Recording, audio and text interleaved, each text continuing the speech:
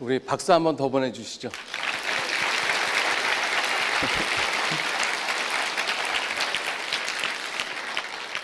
먼저 같이 기도하시겠습니다.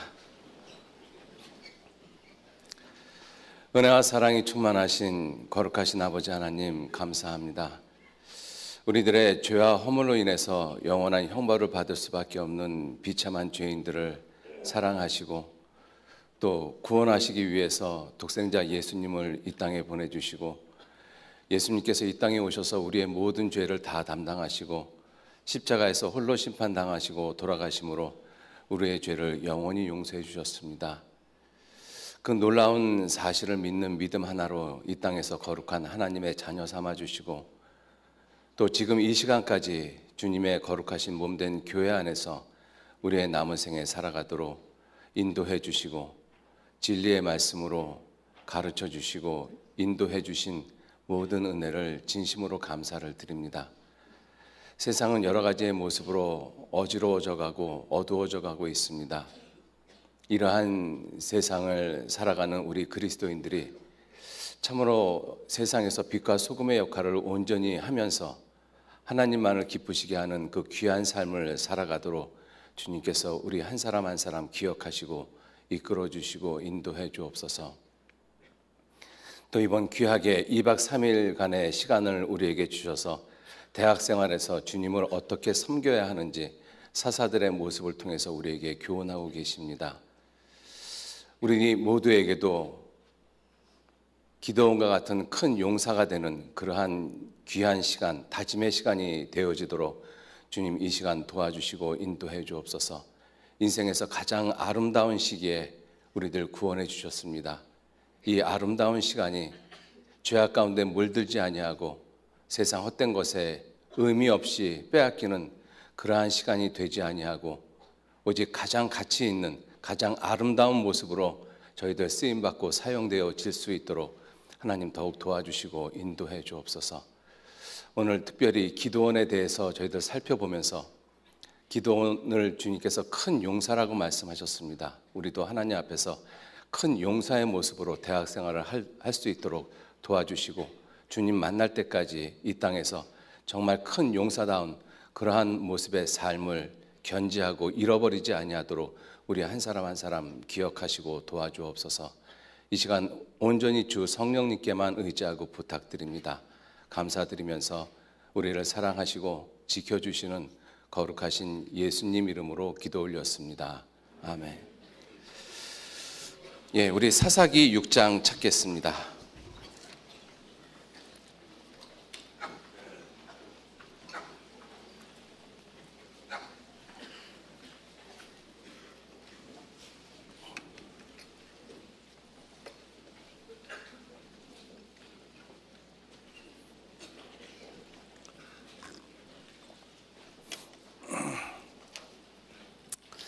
사사기 6장 사사기 6장 12절 말씀, 사사기 6장 12절 말씀, 한 절 말씀만 찾으셨으면 같이 읽도록 하겠습니다. 여호와의 사자가 기드온에게 나타나 이르되 큰 용사여 여호와께서 너와 함께 계시도다.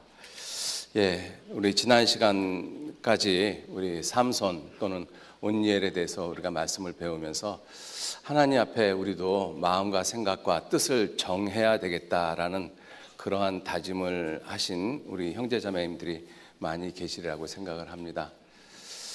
다니엘서 1장 8절에 보면 다니엘께서 뭐라고 하셨는지 혹시 기억하셔요? 제가 기억이 잘 안 나는데. 다니엘서 1장 8절. 다니엘 1장 8절에 성경은 이렇게 기록을 하고 있습니다. 1장 8절에 같이 한번 읽어보실까요? 다니엘은 뜻을 정하여, 다시 읽어보시죠. 다니엘은 뜻을 정하여 왕의 진미와 그의 마시는 포도주로 자기를 더럽히지 아니하리라 하고 자기를 더럽히지 않게 하기를 환관장에게 구하니. 다니엘은 뭐 했다고요? 뜻을 정했다라고 말씀을 하십니다. 뜻을 정했다. 이때가 다니엘의 나이 18세에서 약 20세 사이라고 이야기를 합니다. 우리도 살아가면서 많은 뜻을 정하죠. 이번 대학교 수련회, 대학생 수련회를 통해서도 말씀을 들으면서 또 교제를 하면서 나도 대학 생활은 이렇게 주님 오실 때까지 이러한 모습으로 내가 살아야 되겠다라고 뜻을 정하신 분들이 꽤 많이 계시리라고 생각이 되어집니다. 자, 그런데 그 뜻을 정한 그 뜻을 언제까지 지속하느냐가 문제죠. 뜻은 누구나 다 정할 수 있습니다. 그런데 그 뜻을 어떠한 상황이든지 어떠한 환경에서든지 변치 않고 지속하는 것은 굉장히 중요하다라고 말씀을 드릴 수 있습니다. 다니엘은 이 정한 뜻을, 이 10대 후반에 정한 뜻을 언제까지 지속하셨는가 하면 죽을 때까지, 거의 90세 이상이 돼서 돌아가셨는데 그때까지 그 뜻을 변치 않으셨습니다. 그래서 오늘 2018년 우리 대학생 수련회를 통해서 말씀을 듣는 모든 분들께서 하나님 앞에 뜻을 정하시고 그 뜻이 주님 오실 때까지 지속되어지는, 그래서 하나님 앞에 기도원과 같은 큰 용사가 되시는 그러한 이 다짐의 시간, 결심의 시간이 되시기를 부탁을 드리겠습니다. 오늘 말씀의 주제는 우리가 지금 보셨듯이 여호와의 사자가 기드온에게 나타나서 말하기를 큰 용사여 그랬어요. 큰 용사. 기드온에 대해서 살펴보면 실제로 기드온의 모습은 우리들하고 비슷하거나 아니면 우리들보다 조금 더 나은 모습이 있는 것은 분명합니다. 그러나 큰 용사의 모습은 아닌 것 같다라는 생각이 듭니다. 그런데 하나님은 이 기드온을 큰 용사라고 말씀을 하셨는데 오늘 말씀의 주제는 기드온이 큰 용사가 될 수 있는 이유가 무엇인가, 그거를 우리가 좀 살펴보려고 합니다. 하나님 앞에 큰 용사가 되어지면 하나님이 기드온에게 말씀하시기를 내가 미디안 족속을 치기를 한 사람 치듯 할 것이다. 그것은 그 힘이, 그 능력이 기드온에 있지 않고 하나님께서 함께 하시기 때문에 하나님께서 그렇게 말씀을 하셨거든요. 그래서 어찌 보면 평범한 기드온이 큰 용사가 될 수 있는 이유가 무엇인가, 그것을 오늘 좀 살펴보면서 그 세 가지의 모습을 통해서 좀 살펴보려고 합니다. 성경을 잠깐 좀 찾아보시도록 하겠습니다.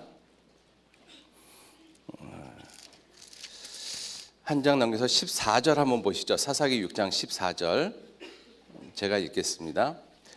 여호와께서 그를 돌아보아 가라사대 너는 이 내 힘을 의지하고 가서 이스라엘을 미디안의 손에서 구원하라. 내가 너를 보낸 것이 아니냐. 16절 여호와께서 그에게 이르시되 내가 반드시 너와 함께하리니 내가 미디안 사람 치기를 한 사람 치듯 하리라. 그래서 기드온이 하나님 앞에 큰 용사가 될 수 있었던 첫 번째 이유, 하나님의 보내신 자이기 때문에. 그래서 그 하나님의 보내신 자의 특징은 여러 가지가 있는데 그 중에 하나가 반드시 너와 함께 하겠다. 보내셨기 때문에 보내신 자가 반드시 함께 하시겠다라고 약속을 하셨죠. 자, 그리고 두 번째 기드온이 용사가 될 수 있는 이유가 무엇이냐면 7장 4절 말씀, 7장 4절 제가 읽겠습니다. 여호와께서 또 기드온에게 이르시되 백성이 아직도 많으니 그들을 인도하여 물가로 내려가라. 거기서 내가 너를 위하여 그들을 시험하리라. 그래서 이 시험이 무릇 개가 핥는 것 같이 그 혀로 물을 핥는 자는 너는 따로 세우라. 이 말씀을 통해서 평소의 습관이 얼마만큼 중요한가. 그래서 이 하나님을 경외하는 자들의 습관이, 하나님을 경외하는 평소의 습관이 하나님 앞에 큰 용사를 만들었다라는 것을 말씀을 드리고요. 그리고 마지막 8장 23절 기드온이 그들에게 이르되 내가 너희를 다스리지 아니하겠고 나의 아들도 너희를 다스리지 아니할 것이요. 같이 읽겠습니다. 여호와께서 너희를 다스리시리라. 그래서 이 하나님이 다스리시는 사람이기 때문에 큰 용사라고 말씀하셨습니다. 그래서 이 세 가지, 하나님이 보내신 사람, 그리고 하나님을 경외하는 자들의 습관, 하나님이 다스리시는 사람, 이 세 가지의 모습을 좀 더 자세히 살펴보면서 우리도 하나님 앞에 정말 큰 용사가 될 수 있는, 그러한 이 계기가 되어졌으면 좋겠습니다. 자, 그래서 기드온에게 하나님은 큰 용사라고 말씀하셨는데 이 큰 용사가 되기 전 기드온의 모습을 우리가 좀 살펴보면 우리와 성정이 비슷한 모습 아니면 조금 더 나은, 그러나 우리들 중에 찾아보면 얼마든지 그와 같은 사람이 있을 수 있다는 것을 알 수가 있습니다. 그래서 기드온은 아주 특별히 뛰어난 그러한 사람이 아니라 우리와 비슷한 성정을 가지고 있는 그러한 사람이었는데 하나님께서 그를 큰 용사로 만드셨다는 것입니다. 그 내용을 좀 잠깐 찾아보시죠. 사사기 6장 보시겠습니다. 사사기 6장 11절 말씀, 이 기드온의 본래의 모습을 좀 먼저 찾아보도록 하는 것입니다. 11절, 여호와의 사자가 아비에셀 사람 요아스에게 속한 오브라에 이르러 상수리 나무 아래 앉으니라. 마침 요아스의 아들 기드온이 미디안 사람에게 알리지 아니하려 하여 밀을 포도주 틀에서 타작하더니, 여러분들 포도주 틀은 그리 넓은 공간이 아닙니다. 그런데 밀을 그 포도주 틀에서 타작했던 이유가 무엇이냐면 미디안 사람한테 들키지 않기 위해서. 왜냐하면 이 시기가 어느 시기였었는가 하면 6장 1절에 이스라엘 자손이 또 여호와의 목전에 악을 행하였으므로 여호와께서 7년 동안 그들을 미디안의 손에 붙이셨으니, 그래서 미디안 사람들에 의해서 파종할 때마다 그 모든 것들을 방해를 받고 또 추수할 때가 되면 그들이 올라와서 추수한 것을 다 약탈해가고, 그러한 시간이 7년 동안 계속되어졌습니다. 그래서 기드온이 미디안 사람에게 자기의 추수한 것을 빼앗기지 않기 위해서 몰래 숨어서 이 포도주 틀에서 타작을 했던 것이죠. 이러한 모습을 보면 큰 용사의 모습은 아니죠. 만약에 삼손과 같은 그런 큰 용사의 모습이었다면 대낮에 넓은 공간에서 자기가 추수한 그 모든 것들을 타작을 했을 거라고 생각이 되어집니다. 자, 이러한 모습을 통해서 미디온은 이 큰 용사가 아니라는 것을 알 수가 있고, 13절 말씀, 12절 말씀서부터 읽겠습니다. 여호와의 사자가 기드온에게 나타나 이르되 큰 용사여 여호와께서 너와 함께 하시도다. 기드온이 그에게 대답하되 나의 주여 여호와께서 우리와 함께 계시면 어찌하여 이 모든 일이 우리에게 미쳤나이까. 또 우리 열조가 일찍 우리에게 이르기를 여호와께서 우리를 애굽에서 나오게 하신 것이 아니냐 한 그 모든 이적이 어디 있나이까. 이제 여호와께서 우리를 버리사 미디안의 손에 붙이셨나이다. 이러한 모습을 통해서 살펴보면 미디안이 하나님에 대해서 알고 있는 것이 그리 많지 않았다라는 것을 알 수가 있습니다. 왜냐하면 기드온이 하나님 앞에 질문한 것이 뭐냐면, 하나님이 우리와 함께 계시다라면 왜 우리 민족이 지금 이렇게 미디안 족속에게 짓밟히고 있습니까? 하나님이 애굽에서 우리 민족을 이끌어낸 이적이 다 어디 있습니까? 하나님, 우리가 지금 왜 이와 같은 고난을 당하고 있습니까? 이렇게 질문을 하고 있죠. 만약에 기드온이 하나님에 대해서 온전히 알고 있다면 우리 민족의 죄 때문에 그렇구나라는 것을 분명히 알았을 거예요. 왜냐하면 1절에 그렇게 말씀하고 계시니까. 그래서 하나님 앞에 자기들의 모습을 정말로 잘 알았던 사람들이 누구냐 하면 대표적인 사람 두 사람만 찾아보겠습니다.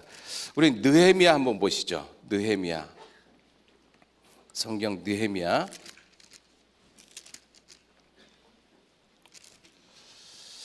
이스라엘 백성들이 70년 포로 생활을 마치고 돌아와서 이제 그 예루살렘 성을 중건을 하고 이 학자 에스라 선지자에게 이 율법의 말씀을 듣고 배웠습니다. 8장 8절 말씀서부터 제가 좀 먼저 읽겠습니다. 8장 8절. 하나님의 율법책을 낭독하고 그 뜻을 해석하여 백성으로 그 낭독하는 것을 다 깨닫게 하매 율법이 백성이 율법의 말씀을 듣고 다 우는지라. 총독 느헤미야와 제사장 겸 학사 에스라와 백성을 가르치는 레위 사람들이 모든 백성에게 이르기를 오늘은 너희 하나님 여호와의 성일이니 슬퍼하지 말며 울지 말라. 그래서 이 학사 에스라가 하나님의 율법책을 낭독하고 그 뜻을 해석해서 백성으로 무엇이 하나님 앞에 잘못됐는지를 깨닫게 했습니다. 자, 그리고 난 다음에 이 보통 사람 레위 사람들이 어떻게 자기 죄를 자복을 하는가 하면 9장 5절 말씀, 또 레위 사람 예수아와 간미엘과 바니와 하삼니아와 세레바와 호디아와 스바냐와 부다히아는 이르기를 너희 무리는 마땅히 일어나 영원부터 영원까지 계신 너희 하나님 여호와를 송축할지어다. 이렇게 말씀을 하시고 이렇게 자기들의 죄를 고백을 합니다.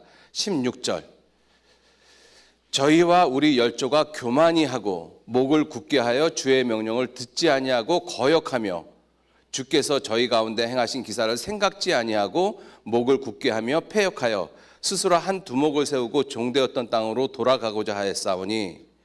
자, 이 이스라엘 백성들이 광야에서 행했던 모습을 추억하면서 우리 조상들의 자신들의 조상들의 죄를 자복하고 있는 것이죠. 26절, 저희가 오히려 순종치 아니하고 주를 거역하며 주의 율법을 등 뒤에 두고 주께로 돌아오기를 권면하는 선지자들을 죽여 크게 설만히 행하였나이다. 28절, 저희가 평강을 얻은 후에 다시 주 앞에서 악을 행함으로.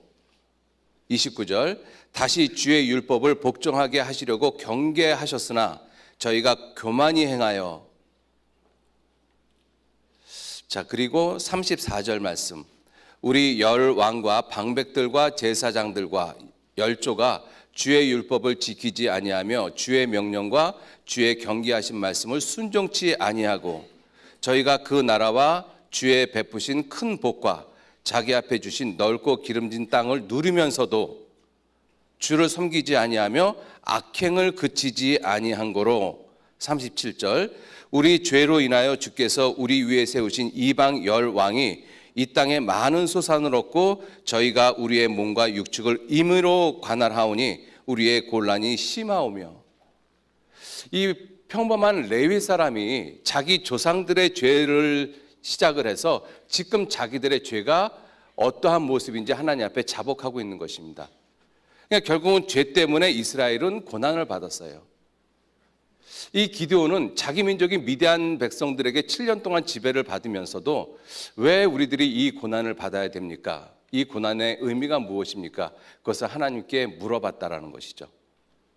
그러니까 하나님에 대해서 이 레위 사람들만큼 그렇게 많은 지식이 있지 않았다라는 것을 알 수가 있고요. 다니엘서 한번 보실까요? 다니엘서 9장 한번 보시겠습니다. 다니엘의 그 유명한 70일의 예언이 시작이 될 때 다니엘 선지자가 하나님 앞에 결심하고 기도한 내용입니다. 다니엘서 9장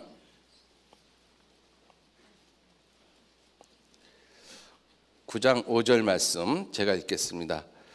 우리는 이미 범죄하여 패역하며 행악하며 반역하여 주의 법도와 규례를 떠나싸우며 우리가 또 주의 종 선지자들이 주의 이름으로 우리의 열왕과 우리의 방백과 열조와 온 국민에게 말씀한 것을 듣지 아니하였나이다.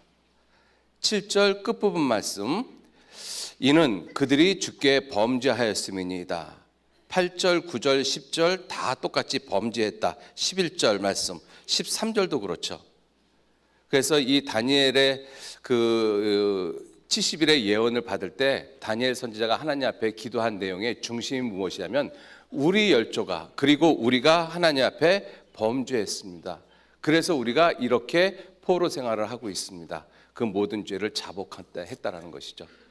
우리가 하나님을 온전히 안다라면, 아니 하나님을 우리가 온전히 알 때 제일 먼저 우리가 알 수 있는 것은 내가 하나님 앞에 범죄하였습니다. 그것을 가장 먼저 알 수가 있죠. 그렇죠? 그러나 기드온은 그러한 부분을 모르고 하나님한테 물었습니다. 여호와께서 우리와 함께 계시면 어찌해서 이 모든 일이 우리에게 미쳤습니까? 그러한 모습을 보면 하나님에 대해서 정확히 아는 그러한 모습은 많지 않은 그러한 평범한 사람이라는 것을 알 수가 있습니다. 자, 그리고 사사기 6장 다시 한번 보시죠. 사사기 6장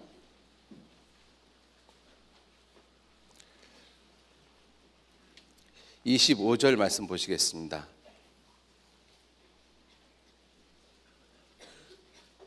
25절. 이날 밤에 여호와께서 기드온에게 이르시되 내 아비의 숫소 곧 7년 된 둘째 숫소를 취하고 내 아비에게 있는 바알의 단을 헐며 단 곁에 아세라상을 찍고 또 이 견고한 성 위에 내 하나님 여호와를 위하여 규례대로 한 단을 쌓고 그 둘째 숫소를 취하여 내가 찍은 아세라 나무로 번제를 드릴지라. 27절 같이 읽겠습니다. 이에 기드온이 종 열을 데리고 여호와의 말씀하신 대로 행하되 아비의 가족과 그 성읍 사람들을 두려워함으로 이 일을 감히 백주에 행하지 못하고 밤에 행하니라. 이러한 기드온의 모습을 보면서 저는 저보다는 더 담대한 사람이라고 생각이 되어집니다. 제가 한번 생각을 해봤어요. 하나님이 밤에 나한테 나타나서 이와 같은 이야기를 했었을 때 내가 사람들 10명을 데리고 밤에 가서 이 세상 사람들이 헛되게 섬기는 그 우상을 찍어버릴 수 있을까? 여러분들 가운데 그렇게 하실 수 있는 담대함을 갖고 계신 분들이 몇 명이나 계실까요? 아마 그리 많지 않을 거라고 생각을 합니다. 그런데 이 기드온은 그와 같은 마음을 가지고 있었어요. 그런데 그 일을 언제 했는가 하면 백주 대낮에 행하지 못하고 밤에 행했어요.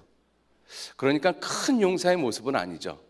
작은 담대한 모습은 가지고 있었을지 몰라도 큰 용사의 모습은 아닙니다.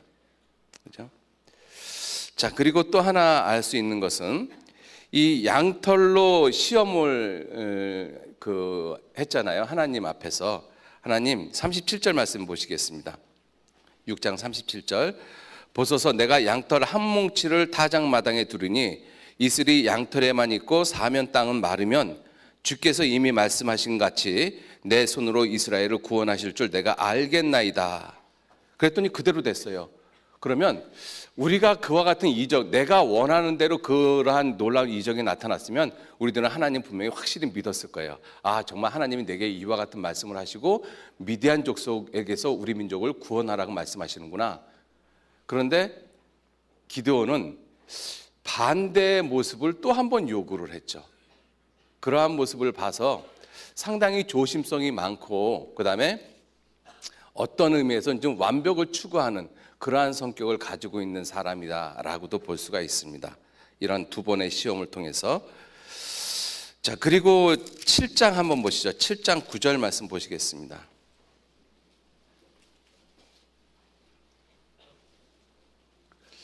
7장 9절. 이 밤에 여호와께서 기드온에게 이르시되 일어나 내려가서 적진을 치라.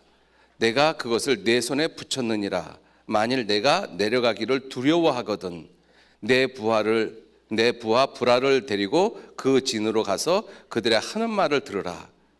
그래서 하나님은 기드온 선지자가 이러한 많은 하나님의 그 어떤 사인을 보면서도 멈칫멈칫하는 그러한 모습, 그리고 마음 한구석에 두려워하는 모습이 있는 것을 알고 다시 한번 이적을 갖다가 보여주시죠. 그래서 미디안 진에 가서 그들이 하는 이야기를 들으면서 비로소 하나님이 이 모든 것을 내게 정말 맡기셨구나, 허락하셨구나, 그 확신이 생겼어요. 자, 그 확신이 생긴 이후에 기드온이 하는 행동의 모습은 담대했습니다. 우리들도 그러죠. 어떠한 내 생각에 어떠한 확신이 들기까지는 멈칫멈칫하다가 그래, 이것이 틀림없이 맞다라고 생각하는 그 순간 그것을 위해서 돌진하고 매진하는 사람들이 있습니다. 세상에선 그러한 사람들이 어떤 적극적인 사고방식을 가진 사람들, 그러한 사람들이 성공할 확률이 많죠. 아마 기드온도 그러한 성격은 갖고 있는 사람인 것 같았습니다. 자, 그리고 여기서 보면 이 기드온의 성격이 완벽한 것을 추구하는 사람이라는 것을 알 수가 있는 것이 미디안 백성을 쳤었을 때 이 세바 살문나를 끝까지 쫓아가서 잡아 죽입니다. 피곤함에도 불구하고. 그러한 모습을 봐서 이 기드온의 성격이 어떤 일이 자기에게 맡겨졌다라면, 그리고 그것이 정말 하나님이 내게 주신 것이라고 확정이 되어지면 그 일을 끝까지 하는 사람. 왜냐하면 대부분 많은 사람들이 이 일을 하다가 중도에 포기하는 사람들이 참 많이 있습니다. 그런데 기드온의 성격, 이러한 모습을 보면 그렇지 않다라는 것을 우리가 알 수가 있죠. 그래서 그러한 모습은 보통 우리들의 사람들 가운데서는 그러한 성격이 좀 많지가 않죠. 그래서 어떤 일이 내게 주어졌을 때 그 일을 끝까지 하는 그러한 사람이 기드온의 모습이었다. 자, 그런데 반면에 기드온이 갖고 있는 그러한 실수도 있습니다. 8장 보시면 기드온이 만들지 말아야 될 에봇을 하나 만들었죠. 8장 27절. 기드온이 그 금으로 에봇 하나를 만들어서 자기 성읍 오브라에 두었더니 온 이스라엘이 그것을 음란하게 위함으로 그것이 기드온과 그 집의 올무가 되니라. 왜 에봇을 만들었는지 성경은 정확하게 기록하고 있지 않으십니다. 그런데 이 기드온이 에봇을 만들 이유는 없었다라고 생각이 되어져요. 근데 그것을 금으로 만들어서 결국 그것을 이스라엘 백성들이 기드온이 죽은 후에 그것을 음란하게 섬겼습니다. 이러한 잘못된 행위도 했죠. 자, 그리고 29절. 요아스의 아들 여룻바알이 돌아가서 자기 집에 거하였는데 기드온이 아내가 많음으로 몸에서 낳은 아들이 70인이 있었고 세겜에 있는 첩도 아들을 낳았으므로 그 이름을 아비멜렉이라 하였더라. 왜 아내를 많이 두고 첩을 두었을까요? 자기 육신의 정욕 때문에 그랬겠죠. 그래서 이러한 모습, 이렇게 기드온에 대한 모습을 살펴보면 우리하고 그리 다르지 않는 사람입니다. 근데 그러한 사람을 하나님은 큰 용사여 그랬어요. 영어 번역에 보면 a great valiant 이렇게 표현되어 있잖아요. 큰 용사. 자, 그러한 이 기드온이 큰 용사가 될 수 있는 이유가 무엇이냐면 하나님께서 너와 함께 하시도다. 하나님이 너를 보내셨다. 하나님은 기드온에게 제일 먼저 그렇게 말씀을 하고 계셔요. 14절, 6장 14절 다시 한번 보시죠. 사사기 6장 14절 말씀 같이 다시 한번 읽겠습니다. 여호와께서 그를 돌아보아 가라사대 너는 이 내 힘을 의지하고 가서 이스라엘을 미디안의 손에서 구원하라. 내가 너를 보낸 것이 아니냐. 내가 너를 보낸 것이 아니냐. 저는 이 기드온에 대해서 공부를 하다가 기드온이 하나님 앞에서 분명한 생각을 확고하게 붙잡을 수 있었던 동기가 된 말씀이 바로 이 말씀이라고 생각합니다. 하나님께서 나를 보내셨구나. 여러분들한테 질문 하나 드리겠습니다. 여러분들 다 구원받으신 우리 그리스도인들이시잖아요. 하나님이 나를 이 땅에 보내셨다라고 생각하시는 분 손 한번 들어보실까요? 하나님이 나를 여기 보내셨습니다. 고맙습니다. 상당히 많네요. 왜 하나님이 나를 보내셨다라는 그 생각이 그토록 중요하냐면 하나님이 나를 보내셨다라고 생각을 하지 않으면 그냥 그렇게 세상을 살아갑니다. 이 기드온이 하나님이 자기를 보내셨다라고 생각하지 않으면 그냥 숨어서 포도주 틀에서 타작하고 그렇게 인생을 살다가 끝날 수밖에 없었어요. 그런데 하나님이 기드온에게 분명히 말씀하시기를 네가 지금 이와 같은 모습으로 좀 미디안 족속이 무서워서 숨어서 타작하는 모습으로 살고 있지만 그러나 내가 너를 보냈다. 우리가 이 보냄을 받았다라는 것, 그 보냄을 받았다라는 그 사람은 미션, 사명이 있죠. 내가 예를 들어서 대통령이 나를 이 안양 지역에 보냈어요. 그죠? 그러면 대통령이 나를 이 안양 지역에 보냈다라는 것을 분명히 인지하고 있는 그 사람은 무엇인가 말과 행동과 삶의 패턴이 전혀 다릅니다. 그런데 대통령이 보냈음에도 불구하고 자기가 대통령이 보낸 사람이라는 것을 인지하고 있지 못하면 그냥 그렇게 안양시내 배회하면서 살아요. 그죠? 그리고 여기 가면 뭐 좋은 뭐 술집도 있고 무슨 뭐도 있고 그런 데 가서 들락날락 거리면서 그렇게 세월 보내다가 끝이 날 것입니다. 그러나 보냈다라는 것이 분명하다라면 그렇게 삶을 살지는 않겠죠. 그래서 하나님께서 나를 보내셨다라는 것을 인지하고 확신하는 것은 굉장히 중요하다고 생각할 수 있습니다. 내가 그리스도인이라면 하나님이 나를 이 땅에 보내신 거예요. 2018년이란 이 시간 속으로 나를 보내신 것입니다. 우리는 이 세상에, 이 시간 속에 그냥 그렇게 우연히 던져진 존재가 아니라 분명히 목적이 있고 뜻하고 의도하는 바가 있기 때문에 하나님 나를 보내셨다는 거죠. 기도는 그거를 알았던 것이죠. 여러분들 그 요한복음을 읽어보면 예수님께서 정말 반복적으로 많이 말씀하고 계시는 것이 있어요. 여러분들 이 대학생 수련회가 끝나고 나면 한번 요한복음을 꼭 한번 읽어보셔요. 오늘 한번 읽어보셔요. 한 읽는데 2시간도 채 안 걸립니다. 그죠? 읽으시면서 내가 스스로 온 것이 아니라 아버지께서 나를 보내셨다. 그 보내셨다라는 말씀에 동그라미를 한번 쳐보면서 읽어보셔요. 몇 번이나 기록이 됐을까? 여러분들 예수님이 기도하시는 마지막 겟세마네 동산에서 잡혀가시기 전에 기도하시는 긴 내용이 요한복음 17장에 있습니다. 한번 요한복음 17장 보시죠.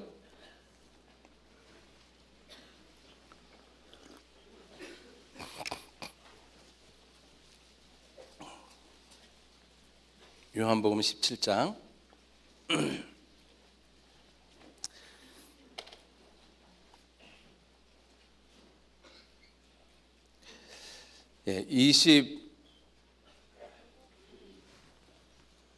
21절 말씀서부터 제가 읽겠습니다. 아버지께서 내 안에 내가 아버지 안에 있는 것 같이 저희도 다 하나가 되어 우리 안에 있게 하사 그렇게 해서 세상으로 아버지께서 나를 보내신 것을 믿게 하옵소서. 아, 예수님은 하나님이 보내신 자이구나. 이것을 믿게 해달라는 것이죠. 그리고 23절 곧 내가 저희 안에 아버지께서 내 안에 계셔 저희로 온전함을 이루어 하나가 되게 하려 함은 그 이유는 아버지께서 나를 보내신 것, 그죠? 아버지께서 나를 보내신 것과 또 나를 사랑하신 것 같이 저희도 사랑하신 것을 세상으로 알게 하옵소서. 또 한 구절 있죠. 25절 의로우신 아버지여 세상이 아버지를 알지 못하여도 나는 아버지를 알았었고 저희도 아버지께서 나를 보내신 줄 알았삼나이다. 그러니까 예수님은 하나님이 보내신 자를 안다라는 것은 굉장히 중요한 것이죠. 그래서 예수님께서 이 땅에 오셔서 그 아버지의 뜻을, 자기를 보내신 아버지의 뜻을 완전히 이루셨습니다. 예수님은 그 사명을 가지고 이 땅에 오신 분이셔요. 그래서 예수님은 내가 스스로 온 것이 아니라 아버지께서 나를 보내서 왔다. 그래서 이 보냄을 받은 자의 그 특징이 무엇이냐면요, 보내신 자의 존재를 아주 분명히 깨닫고 있는 것이죠. 내가 보냄을 받은 사람이라면 그 사람은 나를 보내신 분이 틀림없이 있다. 그분이 어떤 분이신지를 아주 분명히 알고 있는 거예요. 그리고 두 번째는 뭐냐 하면 그 자기를 보내신 그분의 능력이 무엇인지를 알고 있는 것이죠. 그리고 세 번째는 자기를 이 땅에 왜 보내셨는지, 보내신 분의 의도가 무엇인지를 분명히 알고 있는 거예요. 그리고 네 번째는 자기가 보냄을 받은 사람이라면 보내신 분의 그 뜻, 의도를 완성해야 된다는 것을 분명히 알고 있는 분이십니다. 그리고 다섯 번째는 보내셨기 때문에 보내신 자가 세상 끝까지 항상 함께 하셔요. 기도원에게도 말씀하셨잖아요. 내가 너를 보냈다. 내가 너와 끝까지 함께 하겠다. 이 보냄을 받은 사람에게는 이 다섯 가지의 모습이 있어요. 예수님의 모습을 요한복음을 통해서 찾아보면 예수님에게도 그와 같은 모습이 있으십니다. 예수님이 요한복음 7장 한번 보시죠. 7장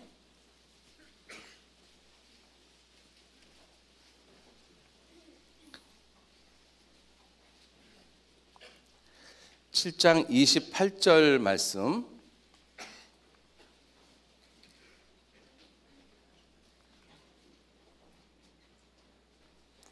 (7장 28절) 같이 읽겠습니다. 예수께서 성전에서 가르치시며 외쳐 가라사대 너희가 나를 알고 내가 어디서 온 것도 알거니와 내가 스스로 온 것이 아니로라. 나를 보내신 이는 참이시니 너희는 그를 알지 못하나. 예, 나를 보내신 이는 참이시니. 예수님은 자기를 보내신 분이 누군지를 알아요. 왜냐하면 예수님 자신이 누구셔요? 하나님이시기 때문에 그렇습니다. 내가 말하면 천지가 일제히 서느니라 말씀하셨던 그 창조주 하나님이셔요. 잠언 8장에 예수님이 창조자가 되어 날마다 그에게 둬서 그의 기뻐하시는 바가 되었느니라. 그래서 예수님은 자기를 보내신 분이 하나님 아버지시고 그분이 누구신지를 누구보다도 아주 분명하게 아시는 분이시죠. 자, 그리고 그분의 능력이 무엇이냐? 하나님의 능력은 전지전능하고 무한하십니다. 우리 인간이 미처 다 헤아릴 수 없는 그러한 놀라운 능력을 갖고 계신 분이셔요. 그런데 그 많은 능력 가운데서도 가장 대표적인 능력이 무엇이냐면 영원한 지옥으로 갈 수밖에 없는 이 죄인들을 자기의 아들을 죽는 데까지 내어주시면서 그 죄인들을 구원하시는 능력이십니다. 요한복음 5장 보시죠. 요한복음 5장 24절 말씀. 요한복음 5장 24절 같이 읽겠습니다. 내가 진실로 진실로 너희에게 이르노니 내 말을 듣고 또 나 보내신 이를 믿는 자는 영생을 얻었고 심판에 이르지 아니하나니 사망에서 생명으로 옮겼느니라. 나 보내신 이를 믿는 자는 영생을 얻었고, 왜? 보내신 이가 영생이시기 때문에 그렇습니다. 하나님에게 있으신 능력 중에서 가장 위대한 능력 중에 하나가 우리에게 영원한 생명을 주시는, 우리의 영혼을 구원하시는 그 능력이시거든요. 예수님은 그것을 분명히 아셨죠. 그리고 그 자기를 보내신 그분의 의도, 뜻하시는 바, 목적하시는 바가 무엇일까? 나를 이 땅에 보내셨는데 그분이 나를 이 땅에 왜 보내셨을까? 그거를 알지 못한다면 그냥 그렇게 시간을 보내겠죠. 그러나 예수님은 자기를 왜 보내셨는지를 분명하게 말씀을 하고 계셔요. 요한복음 6장 보시겠습니다. 6장 37절 말씀서부터 제가 읽겠습니다.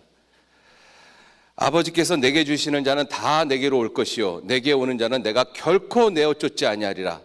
내가 38절 39절 같이 읽겠습니다.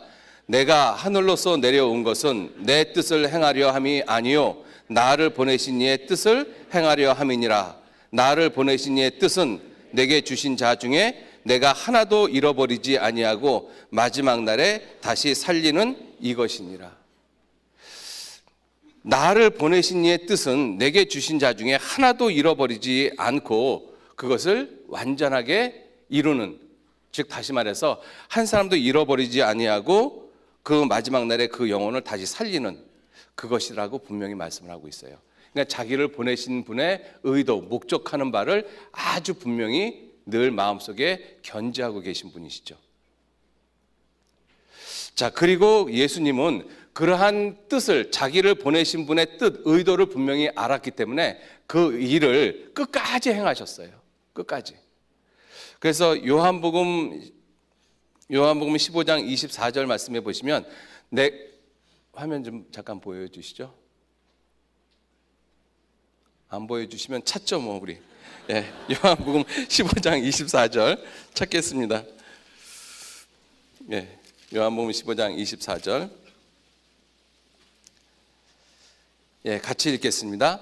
내가 아무도 못한 일을 저희 중에서 하지 아니하였다면 저희가 죄 없었으려니와 지금은 저희가 나와 및 내 아버지를 보았고 또 미워하였도다.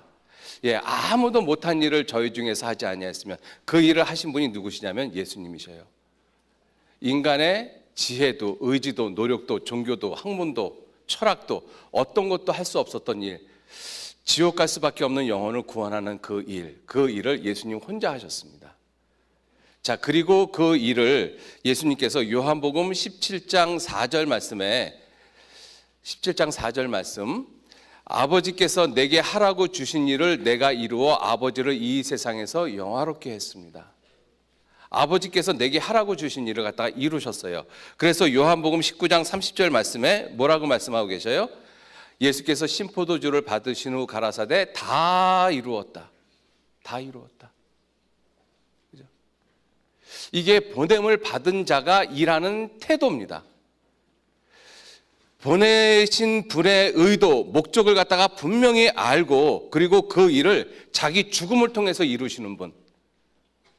그게 보냄을 받은 자의 그 삶의 자세, 마음의 태도이거든요. 그래서 예수님께서는 말씀하시기를 요한복음 8장 16절 말씀에 8장 16절에 만일 내가 판단하여도 내 판단이 참되니 이는 내가 혼자 있는 것이 아니요 나를 보내신 이가 나와 함께 계심이라. 기도원에게도 주님 그렇게 말씀하셨죠. 내가 너와 함께 하겠다. 29절에도 그렇게 말씀을 하십니다. 똑같이 29절에도 하시는 말씀이 나를 보내신 이가 나와 함께 하시도다. 내가 항상 그의 기뻐하는 일을 행하심으로 나를 혼자 두지 아니하셨도다. 예수님은 이와 같은 모습으로 이 세상에 오셔서 그 보내신 분의 뜻을 갖다가 완벽하게 이루셨어요. 자, 그 모습의 그림자가 기도원의 모습입니다. 사사기 다시 한번 보시죠. 사사기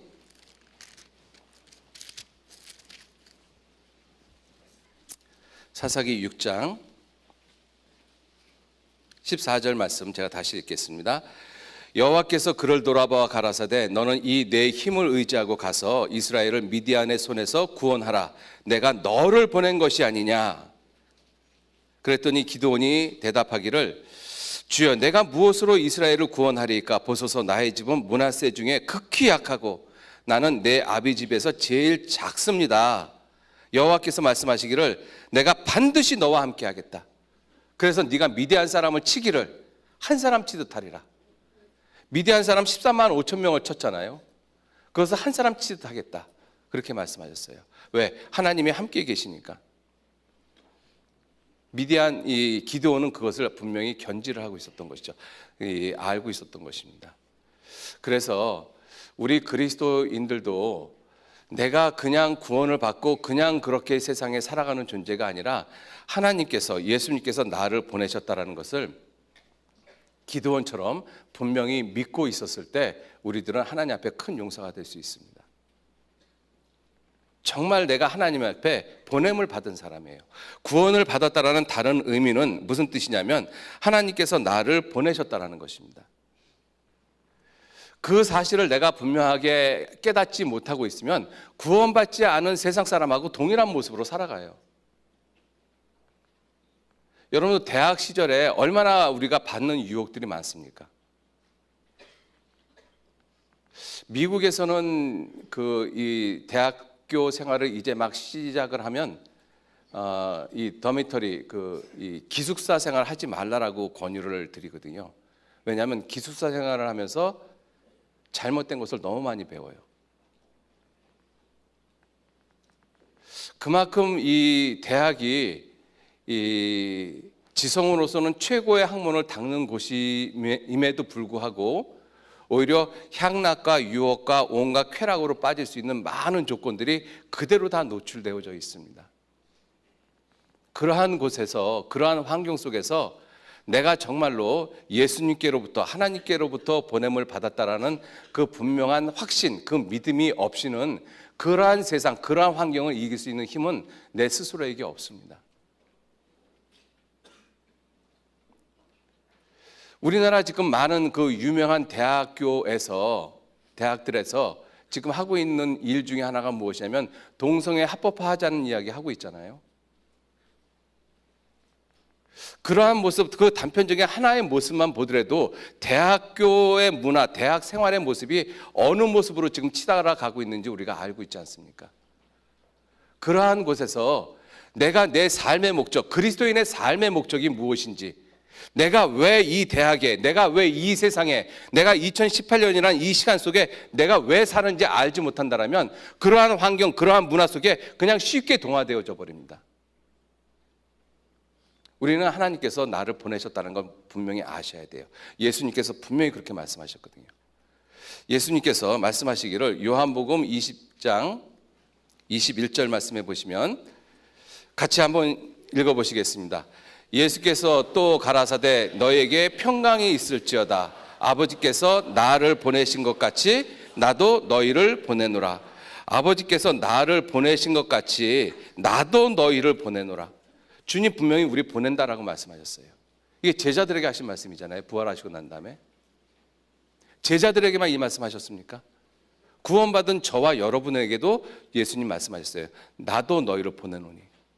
어디로 보냈어요? 2018년이라는 이 세상 속에 우리를 보내셨습니다. 왜 보내셨을까요? 그냥 편하게 잘 먹고 잘 살라고 그렇게 보내신 것은 절대로 아닙니다. 아까도 말씀을 드린 것처럼 목적이 있어요. 내가 보냄을, 예수님께로부터 보냄을 받았다라는 것을 우리가 분명히 견지할 때 우리는 예수님에 대해서 누구보다도 더 분명하게 깨닫게 되어집니다. 예수님, 그가 도대체 누구신가? 너희가 예수를 보지 못하였으나 사랑하는도다. 이제도 보지 못하나 믿고 말할 수 없는 영광스러운 즐거움으로 기뻐하나니 믿음의 결국 곧 영혼의 구원을 받음이라. 내가 정말 영혼의 구원을 받았다라면 그분이 나를 구원해 주신 그분이 바로 예수님, 그분이 바로 하나님의 아들, 천지를 창조하신 창조주 하나님이시구나. 우리는 점점 더 분명하게 그것을 깨달아갑니다. 예수님께서 자기를 보내신 자는 참이라고 말씀하셨듯이 우리를 보내신 분도 참이셔요. 너희가 진리를 알지니 진리가 너희를 자유케 하리라. 거기서 말씀하신 진리는 예수님 자신을 가리키십니다. 예수님은 진리셔요. 내가 곧 길이요, 그 다음에 진리요, 생명이니. 예수님 그렇게 말씀하셨잖아요. 예수님이 진리시거든요. 내가 구원을 받았다라는 것은 나를 보내신 그분이 누군지를 더욱더 분명하게 깨닫게 되죠. 내가 보냄을 받았다는 사실이 확실할 때, 예수님께서 나를 보내셨다는 것이 확실해질 때마다 나를 보내신 그 예수님이 어떠한 분이신지를 우리는 깊이 깨달을 수 있습니다. 그래서 성경은 히브리서 3장 1절에 이렇게 말씀하고 계시죠. 히브리서 3장 1절에 같이 한번 읽어보시죠. 그러므로 함께 하늘의 부르심을 입은 거룩한 형제들아, 우리의 믿는 도리의 사도시며 대제사장이신 예수를 어떻게 생각하라? 깊이 생각하라. 그렇죠? 예수님이 나를 보내셨다라는 것이 깨달아지는 것만큼 예수는 깊이 생각되어집니다.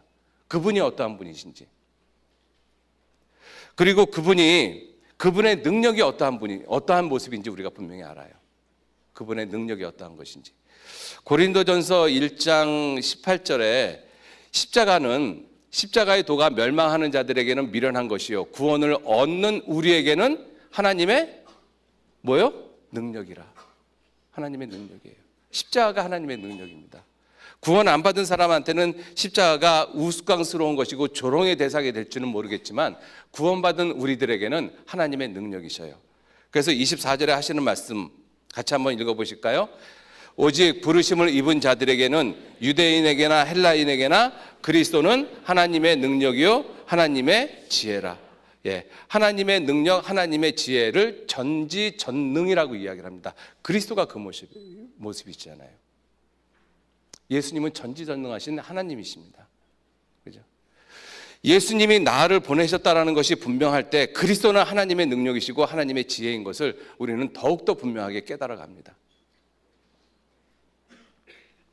그리고 그분이 나를 보내셨다라는 것을 깨달을 때, 나를 보내신 것을 깨달을 때 우리는 그분의 의도가 무엇인지를 알아요. 나를 왜 보내셨을까? 요한복음 4장 24절 말씀에, 요한복음 4장 24절에 4장 24절이 아니죠. 죄송합니다. 요한복음 제가 다시 찾겠습니다. 요한복음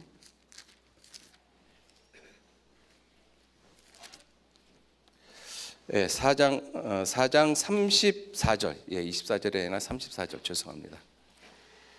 34절에 예수께서 이르시되 나의 양식은 나를 보내신 이의 뜻을 행하며 그 일을 온전히 이루는 것이라, 이렇게 말씀을 하셨잖아요. 예수님이 이렇게 말씀을 하시고, 그리고 예수님께서 38절에 어떻게 말씀을 하셨는가 하면 이러한 말씀을 하셨어요.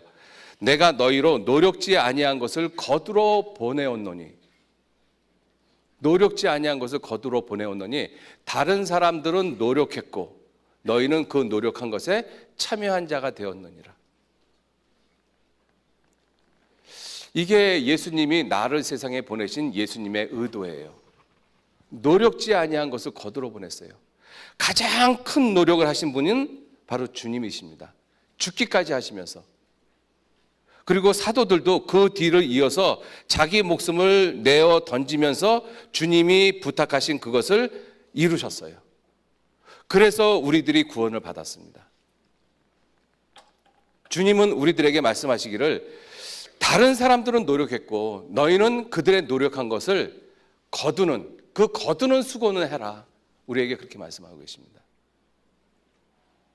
그게 나를 이 땅에 보내신 예수님의 의도셔요. 우리는 거두는 일이 아직 남아져 있습니다.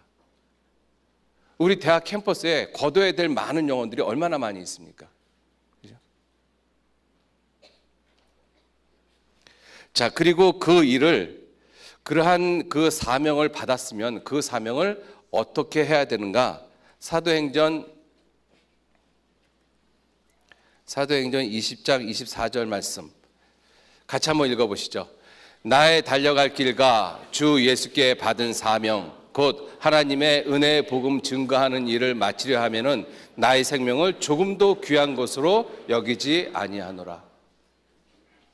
예, 이게 사명을 받은 사람의 삶의 자세예요.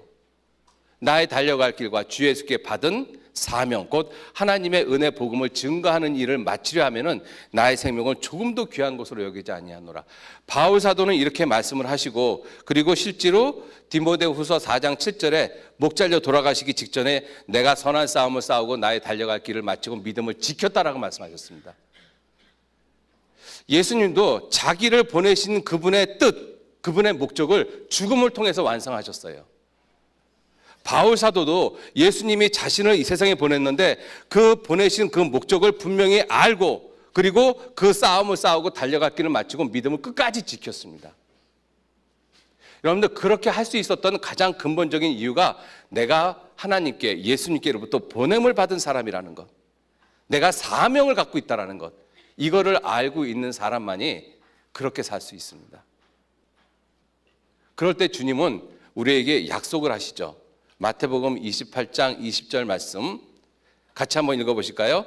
내가 너에게 분부한 모든 것을 가르쳐 지키게 하라. 볼지어다 내가 세상 끝날까지 너희와 항상 함께 있으리라. 항상 함께 있으리라 약속하셨잖아요.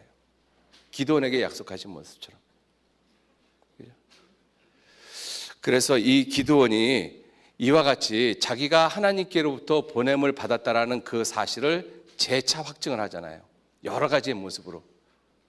양털로 하나님 앞에 표적을 구하고, 그래서 하나님이 또 그것도 모자라서 미디안 족속에게 가서 불화를 데리고 들어가서 미디안 족속이 무슨 말을 하는지 들어보라고 하시면서 그 두려워하는 기드온에게 더욱더 용기를 주고 확증을 주지 않습니까?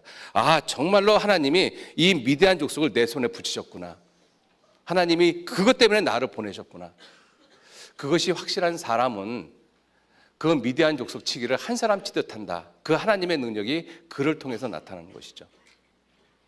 여러분들, 우리가 대학생활 뿐만 아니라 주님 오실 때까지 내가 살아가는 그 삶 가운데서 하나님이 나를 이 세상에 보내셨다는 것이 분명하셔야 돼요.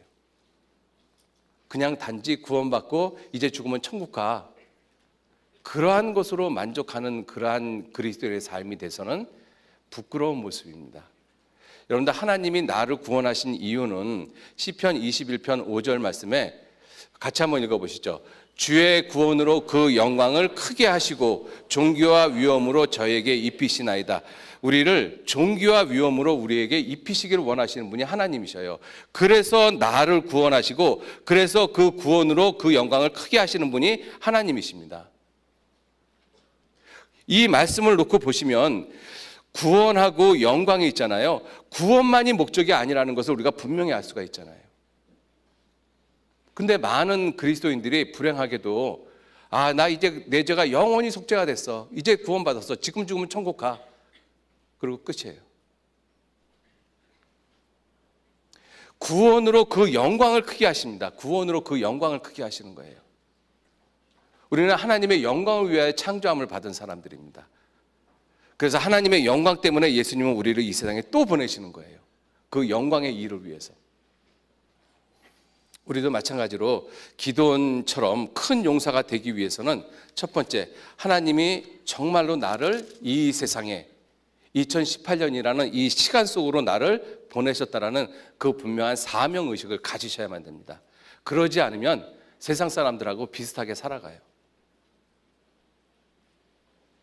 여러분들, 이 세상이 왜 지금 이와 같은 모습으로 악해져 가고 어지러워져 가고 혼란스러워져 있습니까? 특히 대학이 더 그렇잖아요. 인간의 최고의 지성을 닦는 그 대학이 더욱더 혼란스러워지고 더욱더 어지러운 모습으로 바뀌어져 가고 있어요.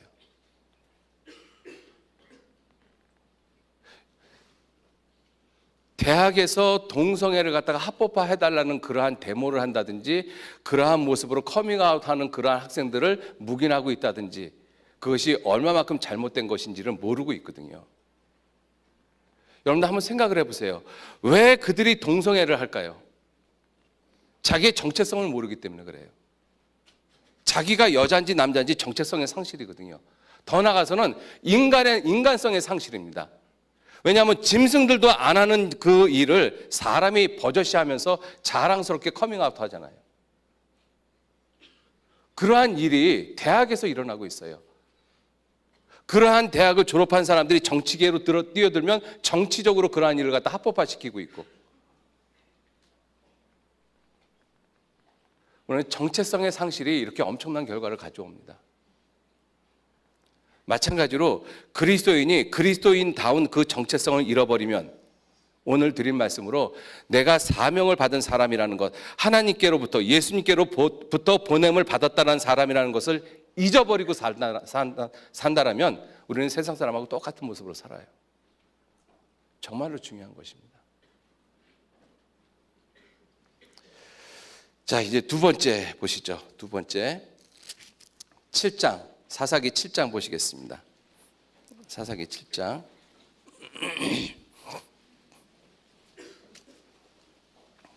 7장 4절 말씀, 사사기 7장 4절.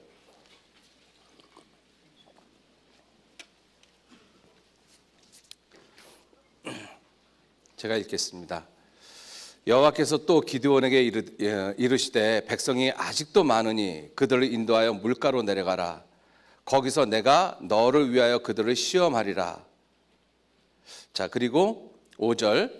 이에 백성을 인도하여 물가에 내려가매 여호와께서 기드온에게 이르시되 무릇 개에 핥는 것 같이 그 혀로 물을 핥는 자는 너는 따로 세우고 또 무릎을 꿇고 마시는 자도 그같이 하라 하시더니 손으로 움켜 입에 대고 핥는 자의 수는 300명이요 그 외의 백성은 다 무릎을 꿇고 물을 마신지라.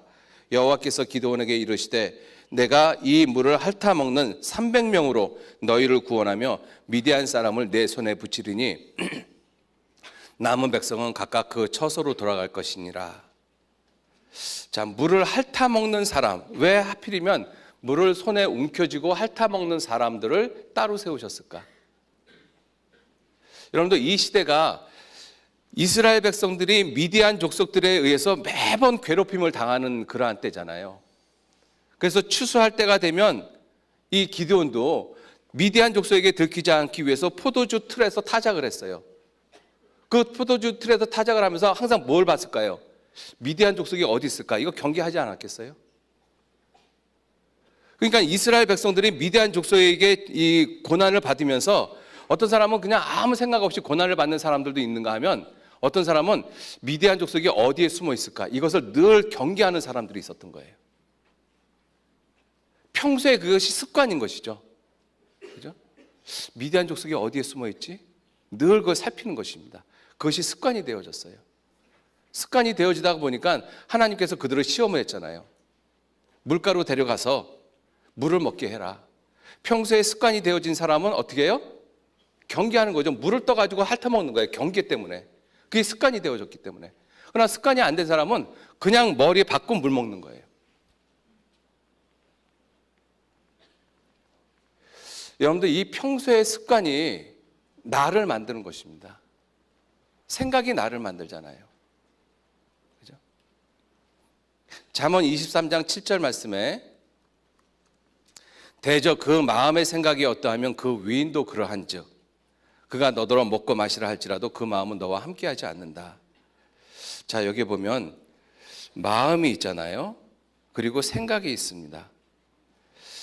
이 마음에 생각들이 들어가거든요. 여기 보면 생각들 복수로 표현되어져 있잖아요.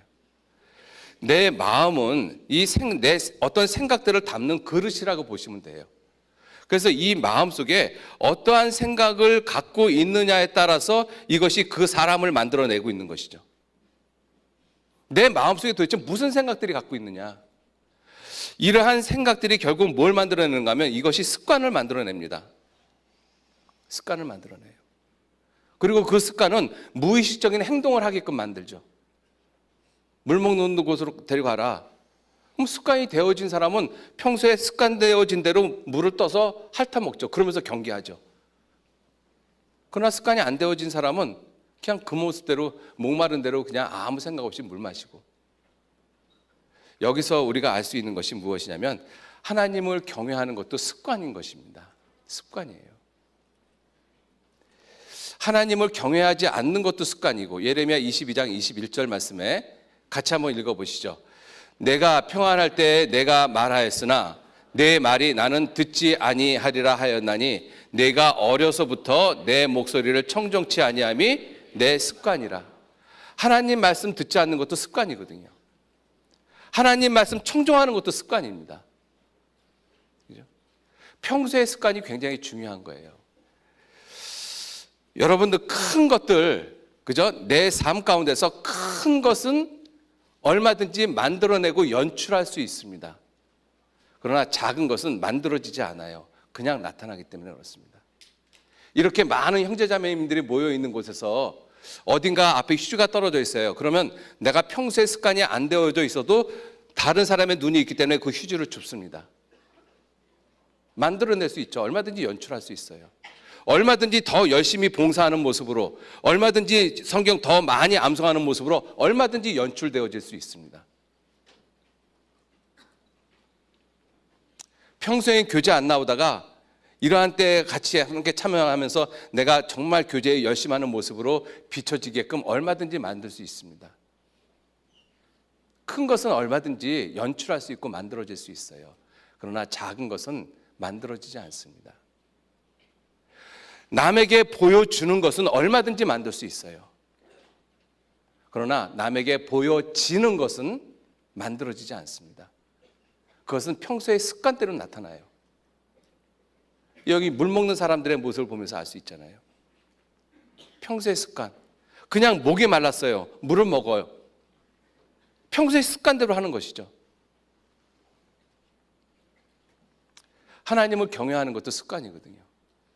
내가 교제에 참석하는 것도 습관이고, 하나님 말씀 읽는 것도 습관이고, 하나님 말씀 묵상하는 것도 습관이고, 아침에 대학교에서 큐티하는 것도 습관이고, 전도하는 것도 습관이고, 헌금하는 것도 습관이고, 다 습관입니다.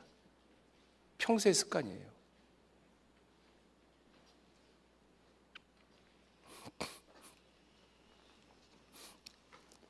이렇게 평소의 습관이 어떠한 습관을 갖고 있는지 그 사람을 하나님이 시험을 하시는 것이죠. 보는 것입니다. 그리고 이 기드온과 이 300 용사가 어떠한 습관을 갖고 있었는가 하면 한 장 넘겨서 8장 보시죠. 8장 4절 말씀.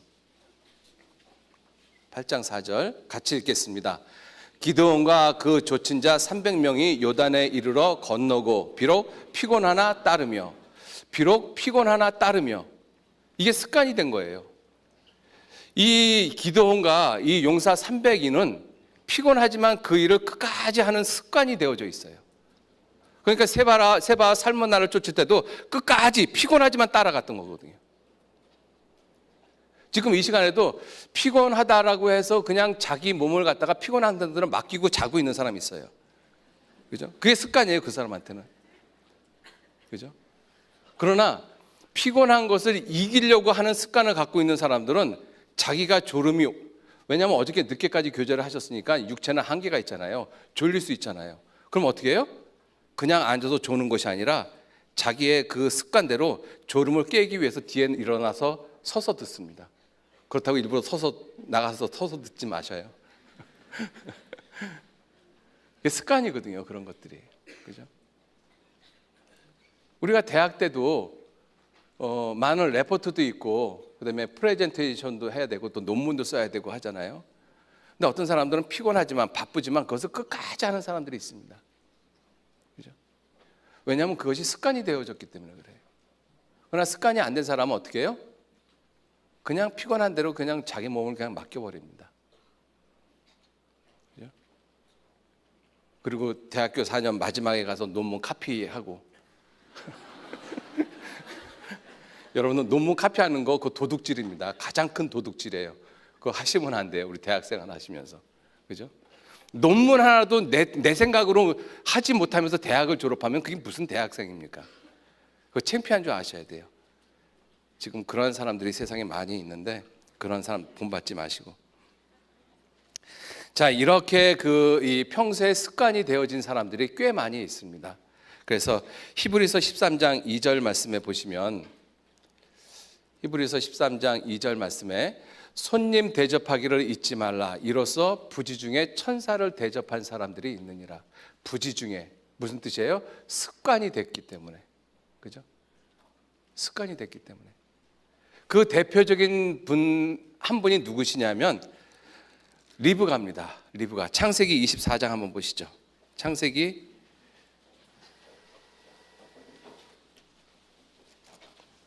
24장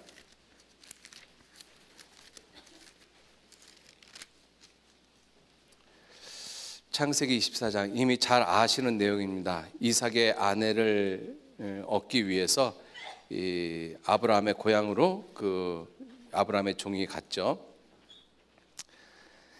창세기 24장 10절 말씀부터 읽겠습니다.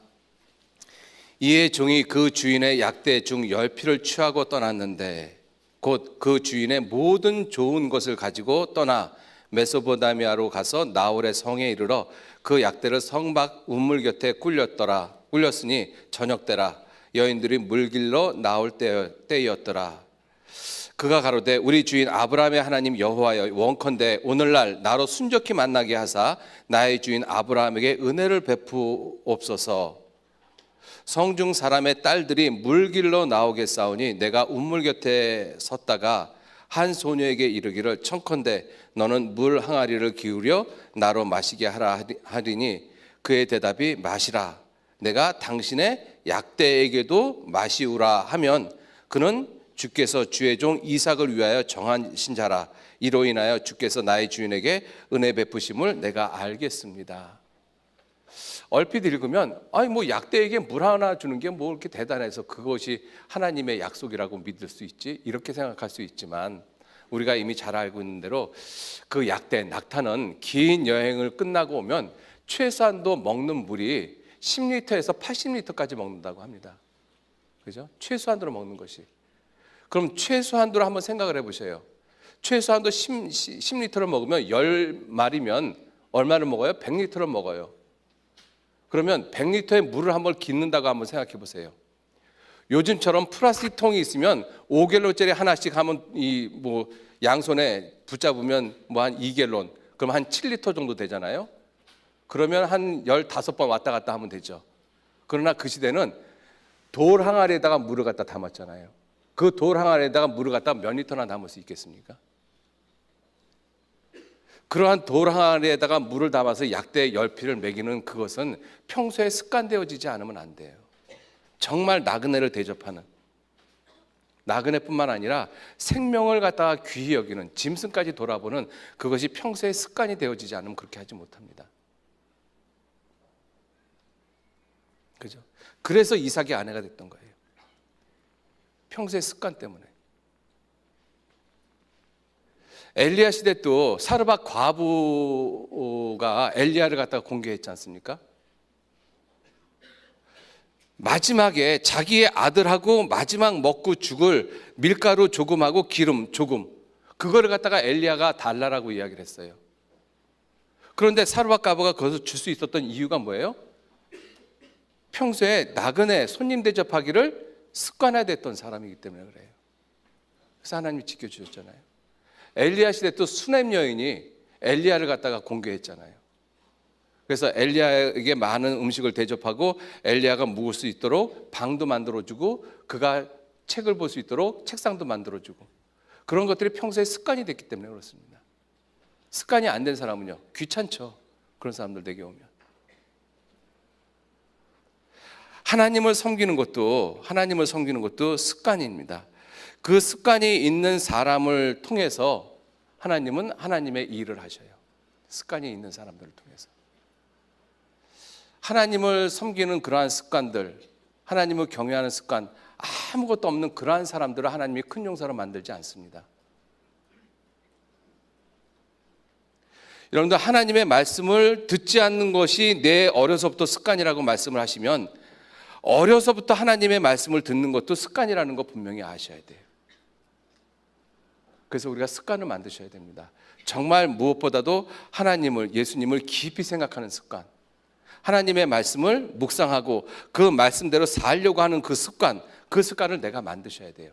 여러분들, 습관은 66일이면 우리 몸에 익숙해진다라고 이야기를 합니다. 여러분들, 습관을 만드셔요. 정말로. 이제 대학생활 시작하시는 분들도 있고, 어떤 분들은 올해 대학생활이 끝나시는 분들도 있습니다. 내가 대학생활 가운데 대학생활 4년 동안 나는 하나님에 대해서 무슨 습관을 내가 가지고 졸업할 것인가, 그죠?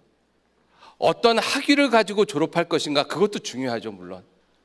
그러나 정말 하나님을 섬기는 그 삶에 나는 어떠한 습관을 가지고 내가 이 대학을 졸업할 것인가, 여러분들 그것도 생각하셔야 돼요. 하나님은 그러한 습관이 있는 사람들을 따로 세우라고 말씀하셨어요. 하나님을 경외하는 습관이 있는 사람들 따로 세우십니다. 그러한 사람들을 따로 세워서 하나님은 그들을 통해서 놀라운 일을 하셔요. 여러분들, 기드온의 300용사가 칼을 갖다가 쓰면서 적군하고 싸워가지고 그 미디안 족속 12만 명을 죽인 것이 아니잖아요. 어떻게 죽였어요? 그때 그 자리에 없었으니까 모르시죠? 자, 사사기 다시 보시겠습니다. 사사기 7장.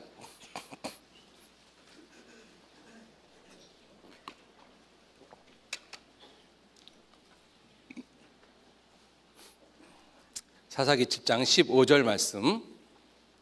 15절 제가 읽겠습니다.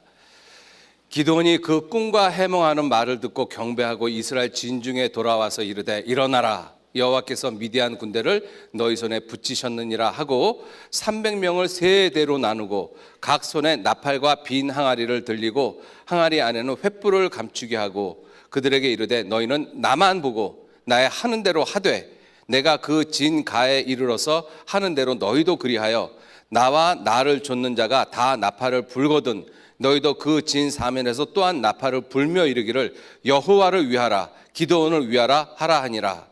기드온과 그들을 좇은 100명이 이경 초에 진 가에 이른즉 번병에 채번할 때라. 나팔을 불며 손에 가졌던 항아리를 부수니라. 세대가 나팔을 불며 항아리를 부수고 좌수에 횃불을 들고 우수에 나팔을 들어 불며 외쳐가로되, 여호와와 기드온의 칼이여 하고 각기 당처에 서서 그 진을 사면으로 에워싸매 그 온 적군이 다름질하고 부르짖으며 도망하였는데, 22절 같이 읽겠습니다. 300명이 나팔을 불 때에 여호와께서 그 온 적군으로 동무끼리 칼날로 치게 하였으므로 적군이 도망하여 스레라의 벳시다에 이르고 또 답밭에 가까운 아벨무홀라의 경계에 이르렀으며, 300명이 횃불을 들고 나팔을 불 때 여호와께서 온 적군으로 동무끼리 자기들끼리 치게 만들었어요. 그래서 기드온과 그 300용사는 칼 한 번 쓰지 않고 그 전쟁에 승리했습니다. 이때 죽은 자가 12만 명이에요. 그죠? 여기서 우리가 좀 교훈을 받죠. 자, 횃불이 밝혀졌을 때, 하나님의 나팔이 불려졌을 때, 그때 하나님께서는 하나님의 일을 합니다. 근데 그 300명, 기드온과 그 300명이 어떤 사람들이에요? 정말 여호와를 경외하는 습관을 가진 사람들이에요. 그러한 사람들이 300명이 모여서 하나님의 말씀, 생명의 말씀을 밝힐 때 하나님께서는 무슨 일을 하셔요? 하나님의 일을 하십니다.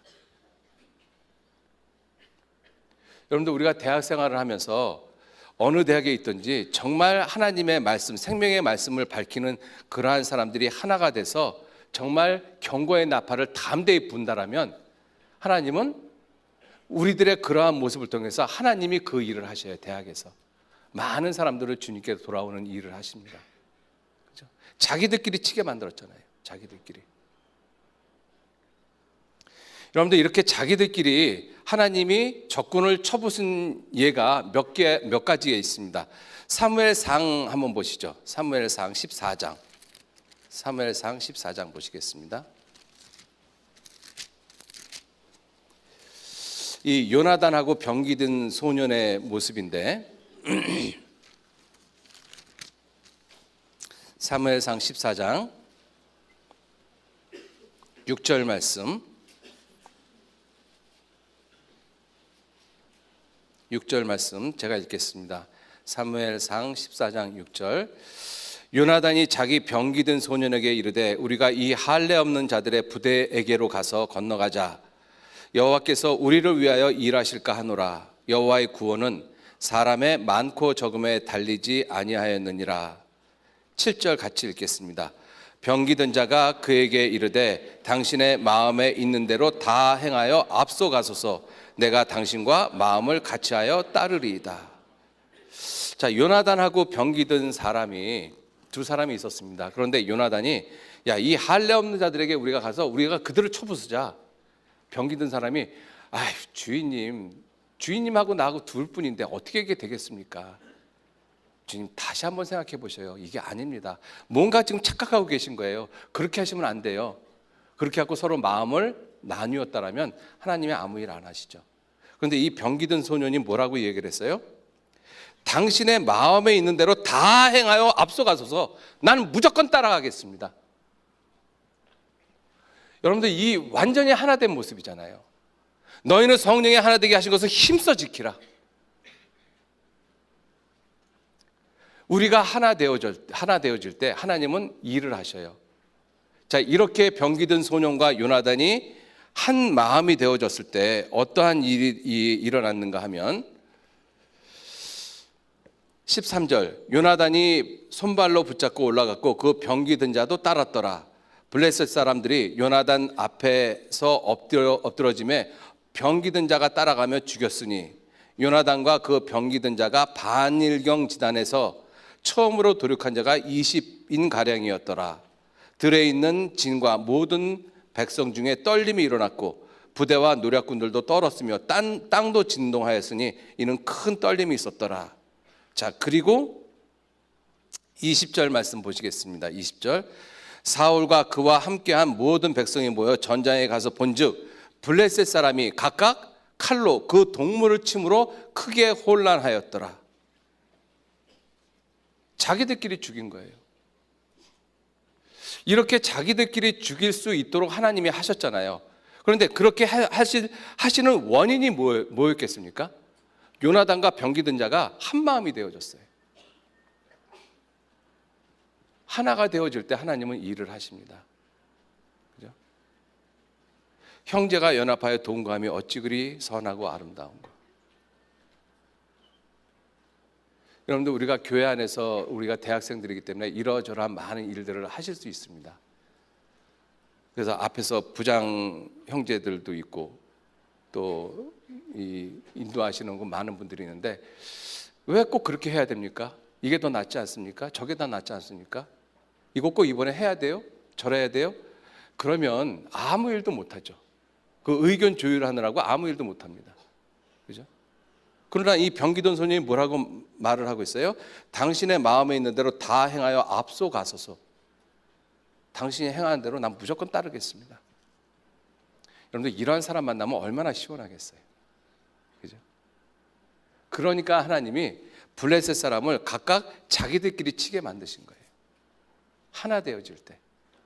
그래서 교회는 하나 되어지는 것이 정말로 중요한 것입니다. 자, 역대하 20장 보시죠.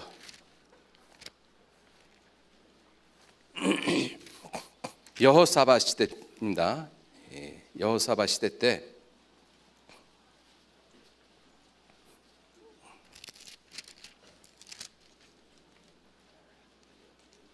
모압 자손과 암몬 자손 그리고 여러 족속이 여호사밧을 치러 올 때 이 여호사밧 왕께서 어떠한 태도를 보였는가 하면 20장 역대하 20장 12절 말씀, 우리 하나님이여 저희를 징벌하지 아니하시나이까. 우리를 치러 오는 이 큰 무리를 우리가 대적할 능력이 없고 어떻게 할 줄도 알지 못하옵고 오직 주만 바라보나이다 하고 유다 모든 사람은 그 아내와 자녀와 어린 자녀로 더불어 여호와 앞에 섰더라. 여러분들 지금 이 여호사밧 왕이 모든 백성들 앞에서 지금 쳐들어오는 전쟁 중인데 쳐들어오는 그 적군 앞에서 하나님 앞에 기도하는 내용이 이러한 내용이에요. 이 큰 무리를 우리가 어떻게 대적할 능력도 없고 어떻게 할 줄도 알지 못하고 오직 주만 바라봅니다. 백성 중에 한 사람은 야, 저런 사람을 내가 왕이라고 믿어? 아니 지금 내 처자식이 다 죽게 생겼는데 왕이라고 하는 사람이 나가서 싸울 생각은 안 하고 어떻게 할 줄 모르겠다라고 하나님 앞에 기도하고 있으니 야, 이거 우리 어떻게 해야 되느냐. 만약에 그렇게 해가지고 서로 우왕좌왕하고 서로 불평하고 원망하고 했다라면 이들 다 죽었습니다. 그죠? 자, 그런데 그러한 기도를 하고 20절 말씀, 이에 백성이 일찍이 일어나서 드고와 들로 나가니라. 나갈 때 여호사밧이 서서 가로되 유다와 예루살렘 거민들아 내 말을 들을지어다. 너희는 너희 하나님 여호와를 신뢰하라. 그리하면 견고히 서리라. 그 선지자를 신뢰하라. 그리하면 형통하리라 하고 백성으로 더불어 의논하고 노래하는 자를 택하여 거룩한 예복을 입히고 군대 앞에서 행하며 여호와를 찬송하여 이르기를 여호와께 감사하세. 그 자비하심이 영원하도다 하게 하였더니, 같이 읽겠습니다. 그 노래와 찬송이 시작될 때에 여호와께서 복병을 두어 유다를 치러 온 암몬 자손과 모압과 세일 사람을 치게 하심으로 저희가 패하였으니 곧 암몬과 모압 자손이 일어나 세일산 거민을 쳐서 진멸하고 세일 거민을 멸한 후에는 저희가 피차에 살육하였더라. 자기들끼리 죽였어요. 그죠? 무슨 뜻입니까? 왕과 백성 모두가 다 하나님 앞에 자기의 연약함을 내어놓고 하나님만 바라본 거예요. 주만 바라보나이다. 주만 바라보나이다. 자, 이와 같은 모습이 되어졌을 때 지금 세 가지 모습을 살펴봤습니다. 기드온과 기드온의 300용사가 횃불을 밝혔을 때, 생명의 말씀을 밝혔을 때, 그리고 요나단과 병기든 자가 하나가 되어졌을 때, 여호사밧과 그 모든 백성이 주만 바라봤을 때 하나님은 그들의 칼이 아니라 하나님의 능력으로 천사들의 칼로 그들을 다 죽여버렸어요. 그러한 사람들은 누가 용사라고 이야기하지 않겠습니까? 용사 중에 용사죠. 그죠? 자, 그런데 한번 반대로도 한번 생각해 보시죠. 구원받은 그리스도인들이 생명의 말씀을 밝히지 않고 온갖 세상 것들이 자기 마음속에 가득 들어가 있으면 그럼 어떻게 해요? 그리스도인들끼리 싸웁니다. 자기들끼리 싸워요. 말씀이 없으니까. 내 생각은 이래. 아니야, 내 생각이 맞아. 아이, 네 생각이 틀렸다니까. 내 생각이 맞아. 사사시대의 대표적인 말씀이 뭐냐면 그 시대에 왕이 없으므로 자기들의 소견에 옳은 대로 행하였더라. 다 자기 소견에 이야기하는 거예요. 내 생각이 맞다니까. 네 생각 틀려. 하나님 말씀이 이렇습니다가 아니라 내 생각이 이렇다니까. 그러니까 자기들끼리 싸우죠.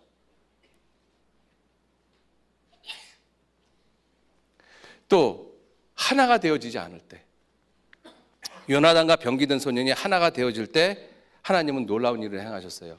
우리가 서로 우리끼리 하나가 되어지지 않으면, 여러분 대학교 생활하면서 친구들 간에 나하고 또 내 친구가 구원받은 사람이라는 것을 다른 친구들이 알아요. 그런데 난 그 사람을 서로 미워하고 싸우고 서로 인사도 안 하고 외면하고 있어요. 옆에서 보고 있는 구원 안 받은 사람이 볼 때 뭐라고 그러겠어요? 어떻게 조롱할지 뻔히 눈에 보이잖아요. 그죠? 구원받은 게 저런 거구나. 자기들끼리 싸우는 거네. 자기들끼리 외면하고. 구원이 아주 시시하고 우스꽝스럽죠. 그렇게 만드는 사람들이 누구예요? 하나가 되는 것은 정말로 중요합니다. 또 여호사밧과 백성들이 주님만 바라봤을 때 놀라운 일을 행했는데, 여호사밧이 백성들 앞에서 그러한 기도를 했었을 때 백성들이 야, 우리 저 왕 못 믿겠다, 왕 치우고 우리 다른 왕 세우고 우리 전쟁하자, 다 죽었을 겁니다. 그죠? 우리들이 함께 주님만을 바라봤을 때 정말 주님은 놀라운 일을 행하셔요. 그죠? 여러분들, 정말 우리 이 대학생들, 여기에 모인 대학생들이 지금 2,000여 명가량 된다고 그랬잖아요. 우리들이 정말 하나의 모습으로 주만 바라본다라면, 그죠? 그리고 생명의 말씀을 밝힌다라면 하나님이 무슨 일을 어떻게 하시겠어요? 우리가 상상을 초월하는 일을 하십니다. 정말로. 여러분들, 우리가 사는 시대가 복음이 안전해지는 것은 사실이에요. 왜? 우리나라만 보더라도 우리나라가 잘 살거든요. 그렇다고 복음 안전해진다고 안전해진다는 이야기만 하고 있을 겁니까? 앵무새처럼? 아니잖아요. 왜 안전해지는지 그 이유를 찾아야 돼요. 하나님의 능력이 없어서 안전해지십니까? 우리가 생명의 말씀을 밝히지가 않고, 우리가 하나 되지 않고, 우리가 주만 바라보지 않으니까 주님께서 일하시지 않는다고 생각하지 않습니까? 여러분들이 하셔야 돼요. 아이, 봉사해서, 어머니 위해서, 청년에서 먼저 하지. 아니에요. 우리가 먼저 합시다. 우리가. 그죠? 그거를 아는 사람이 먼저 하면 되잖아요. 그런데 우리 모임에서 여러분들이, 이 대학생들이 정말로 그와 같은 모습으로 하나가 되어지고 주만 바라본다라면, 생명을 말씀을 밝히면서 하나님이 어떠한 일을 하시겠습니까? 놀라운 일을 행하시죠. 그죠? 땅이 진동한다라고 되어 있잖아요. 여러분, 한번 그 멋있는 그런 삶을 한번 살아보셔요. 우리 대학 시절에 그렇게 안 살면 언제 그렇게 살겠습니까? 그죠? 내 인생을 한번 뒤돌아보면서, 아, 그래, 내가 그때 나도 한번 정말 그렇게 멋있게 살던 때가 있었어. 기드온의 큰 용사처럼 나도 그런 때가 있었어. 한 번쯤은 그런 때가 있어야 되잖아요. 그죠? 그걸 대학생활에서 만들어 가십시오. 여러분도 하실 수 있어요. 하나님께서 그렇게 해주십니다. 자, 그리고 마지막이라는 이야기는 항상 우리를 기쁘게 만듭니다. 그죠? 자, 사사기 8장.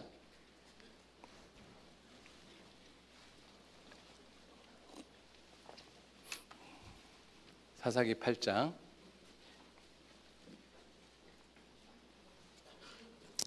여러분들이 말씀을 잘 들으셔서 제가 보너스로 조금 일찍 끝내드릴게요. 뭐 그렇다고 박수까지 치시.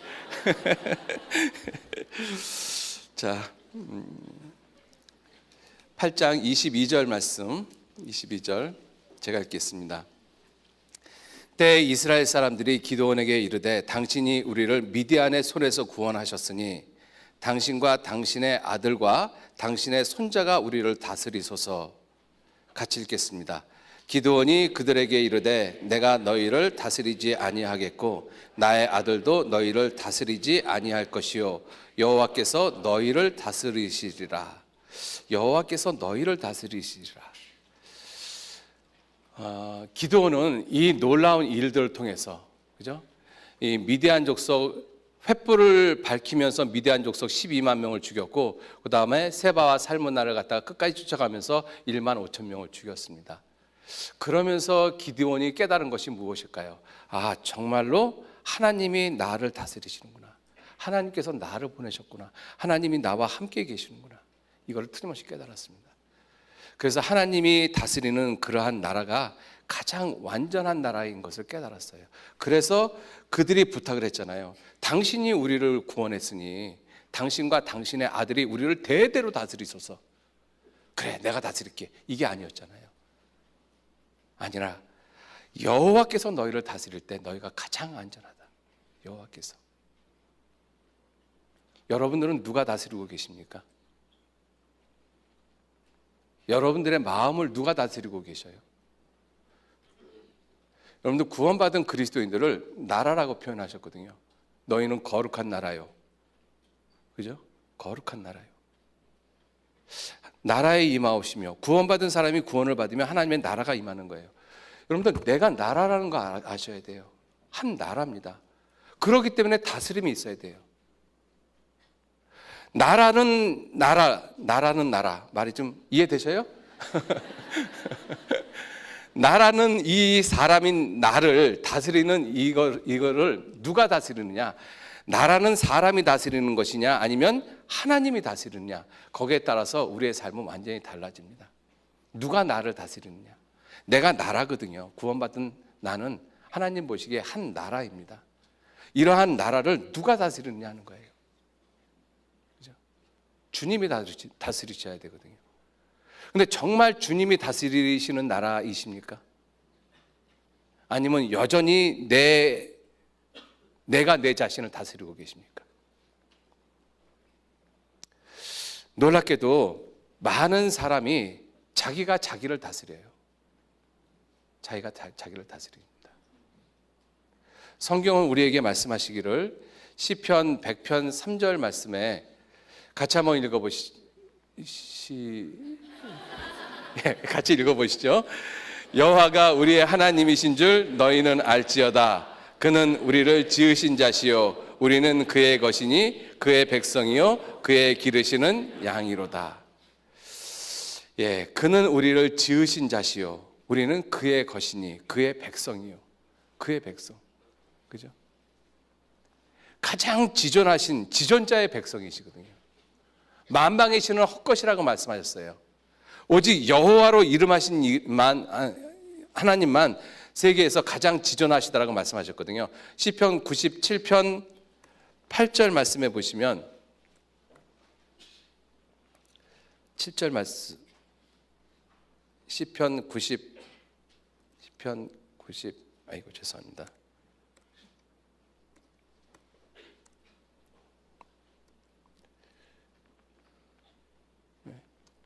제가 지금 착각을 했네요. 시편 97편 7절 9절 말씀. 여호와여 주는 온 땅 위에 지존하시고 모든 신 위에 초월하시니이다. 모든 신 위에 초월하신 분. 그죠? 그분이 나를 다스리시는 통치자이시거든요. 하나님이십니다.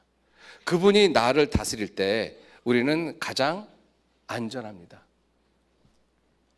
여러분들 우리가 살고 있는 이 세상은 아담이 범죄한 이후로 하나님이 다스리는 세계가 아니라 마귀가 다스리는 세계가 됐어요. 그 모든 권세와 영광은 다 내게 준 것이므로 마귀가 이렇게 예수님한테 이야기하잖아요.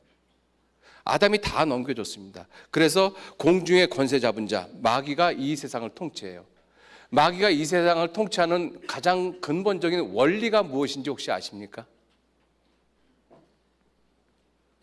마귀는 이 모습을 가지고 이 세상을 통치합니다. 요한복음 8장 44절 말씀해 보시면 너희는 너희 아비 마귀에게서 났으니 너희 아비의 욕심을 너희도 행하고자 하느니라. 저는 처음부터 살인한 자요 진리가 그 속에 없으므로 진리에 서지 못하고 거짓을 말할 때마다 제 것으로 말하나니 이는 저가 거짓말장이요 거짓의 아비가 되었습니다. 마귀의 통치 원리는 이 거짓입니다. 거짓. 여러분들 지금 우리가 살고 있는 이 세계가 거짓 위에 세워졌다는 거 아셔야 돼요. 여러분들 거짓 중에서 최대의 거짓말이 무엇인지 아십니까? 분명히 존재하는데 존재하지 않는다라고 이야기하는 것이 가장 큰 거짓말이에요. 내가 지금 존재하고 있는데 아니야 너 존재하지 않아, 너 죽었어, 너 없는 거야. 이게 엄청난 거짓말이잖아요. 마귀가 만들어낸 최대의 거짓말이 무엇이냐면 하나님 없다라는 것입니다. 하나님 존재하시는데 분명히 계시거든요. 하나님 살아 계십니다. 그런데 하나님 죽었다, 하나님 없다라고 이야기를 하잖아요. 최대의 거짓말입니다. 우리는 그 최대의 거짓말 속에서 틀에 잡혀진 교육을 받고 살았어요. 그것이 진화론적 사고관입니다. 가장 큰 거짓말 속에서 우리들은 살아왔거든요. 그러니까 우리들이 살고 있는 이 모든 삶은 거짓 위에 신기루처럼 세워져 있는 세계가 우리가 살고 있는 세계인 것입니다. 이게 진실된 것이 아니에요. 그래서 지금 마귀는 더 놀라운 거짓을 만들어냈죠. 가상현실, 버추얼 리얼리티라고 하는 가상현실을 만들어냈어요. 그러니까 대학생들도 비트코인이라는 그게 가상화폐잖아요. 여러분들 그게 단어로서 조합이 올바로 되는지 한번 생각해 보세요. 가상화폐 말이 됩니까? 가상현실 말이 안 되는 것들이잖아요. 근데 우리는 그러한 문명 속에서 그냥 그것이 현실인 것처럼 살아가고 있습니다. 가장 큰 거짓말 속에 속아 있거든요. 이 거짓을 가지고 마귀가 세상을 통치하는데 그 통치의 구체적인 모습이 창세기 3장 6절 말씀에 보시면 이렇게 되죠. 구체적인 것이 먹음직하고 보암직하고 지혜롭게 할 만큼 탐스럽기도 한 이 세 가지를 가지고 이 사람들을 속이고 있습니다. 육신의 정욕, 안목의 정욕, 이생의 자랑. 여러분 먹음직한 것이잖아요. 이건 진짜로 먹을 수 있는 것이 아닙니다. 보암직한 것이죠. 이 세상이 한번 보세요. 이 세상을 정말로 바라보면요, 이 세상이 정말로 기가 막힌 세상입니다. 얼마나 화려하고 아름다워요. 나도 한번 그렇게 한번 살고 싶고, 나도 한번 그렇게 가져보고 싶고. 그게 정말로 보암직하기 때문에 그래요. 예를 들어서 화장품 광고를 하고 있는 모델이 못생긴 모델을 혹시 보셨어요? 얼굴에 막 주름이 있고 여드름 투성이 있고 그런 분들이 모델 하시는 거 보셨어요? 화장품 광고에? 누가 봐도 야 정말 저렇게 생긴 사람이 있을까 할 정도로 아름답고 피부도 깨끗하고 순결하고 정말 그러한 모델을 갖다가 만들어 놨잖아요. 근데 그 모델에 찍은 그 사진의 모습도 사실은 그게 진짜가 아니잖아요. 그죠? 그 모델을 그와 같은 사진을 만들어내기 위해서 얼마나 많은 그 프로듀서들이 연출을 했으며 얼마나 많은 사진 작가들이 사진을 찍어가지고 수천 장의 사진 중에서 하나 뽑아낸 거예요. 왜? 보암직하게 만들려고. 그러한 사진들을 보면 야 나도 저 화장품 바르면 저렇게 되겠네? 이런 착각을 갖게 되잖아요. 전부 다 거짓입니다. 왜 웃어요? 예? 왜 웃어요? 제가 뭐 말 잘못했나요? 그 모델에게도 그 모습이 진짜 자기 모습이 아니잖아요. 그죠? 거짓이에요, 거짓. 마귀가 그 원리를 가지고 통치를 하고 있거든요. 그러니까 이 세상은 먹음직하고 보암직하고 지혜롭기도 할 만큼 탐스럽기도 한 그 허상을 잡으려고 쫓아가는 거예요. 전도서에서는 그래서 뭐라고 돼 있어요? 바람잡이 인생이라. 무엇인가 인생 가운데서 한번 잡았다라고 생각을 하거든요. 펴보면 아무것도 없어요. 허상을 잡은 것이거든요. 허상. 그러한 세상에 우리가 살고 있습니다. 마귀에게 속아 살고 있거든요. 그리고 그 나라를 통치하는 통치의 모습도 그래요. 이 통치의 역사를 살펴보면 우리 대학생들 뭐 학교 다니면서 많은 이 정치의 형태, 정부의 형태에 대해서 많이 배우잖아요. 그죠? 뭐 민주 정치, 공화 정치, 그다음에 뭐 독재 정치, 그다음에 사회주의, 전제주의, 전체주의, 뭐 인민공화국, 뭐 굉장히 많잖아요. 왜 그렇게 수없이 많은 통치 방식이 생겨났을까요?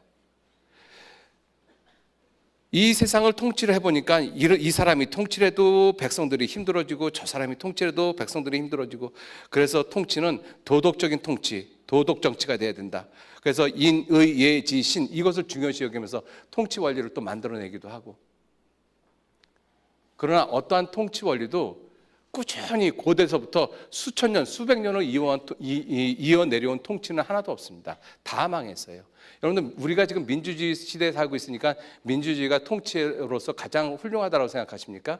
아니에요. 가장 모순적인 것 중에 하나가 민주주의예요. 그럼 공산주의는 이론이 기가 막히죠. 그러나 그것을 이룰 수 있는 사람이 누가 있어요? 아무도 없습니다. 왜? 인간의 죄를 두고는 공산주의가 형성되어지질 않아요. 그런데 이 모든 사람들은 하나님을 배제하고 인간들 스스로가 모든 것을 다 할 수 있다. 그것이 인본주의 사상이잖아요. 바벨탑 이후로. 그러나 어떠한 통치도 우리를 갖다가 결코 만족시키는 통치는 아무것도 없습니다. 왜? 인간의 역사는 어느 시대도 전쟁이 없는 시대는 단 한 시대도 없었거든요. 왜 그런가 하면 마귀가 다스리는 세상에 있었기 때문에 그렇습니다. 그러나 주님이 다스리시는 세상은 그러한 세상하고 전혀 다른 세상이에요. 아담 때부터 지금 우리가 살고 있는 이 시대까지는 마귀가 다스리는 세상입니다. 저주받은 세상에서 저주받은 자가 다스리는 세상이에요. 그러니까 아무리 좋은 통치 원리가 나타난다고 할지라도 그것은 결코 이루어질 수 없어요. 성립되어지지 않습니다. 온갖 부조리, 온갖 악한 것들, 온갖 죄악된 것들만 창궐할 수밖에 없는 것이 저주받은 세상에 저주받은 자가 다스리는 세상인 것입니다. 그러나 천년왕국에 들어가면 비록 저주받은 세상이지만 완전하신 분, 예수님이 통치하시는 시간이 천년왕국입니다. 하나님이 저주하신 그 세상에 완전하신 분이 통치하고 계셔요. 그 통치의 모습은 전혀 다릅니다. 이사야서 65장 보시죠.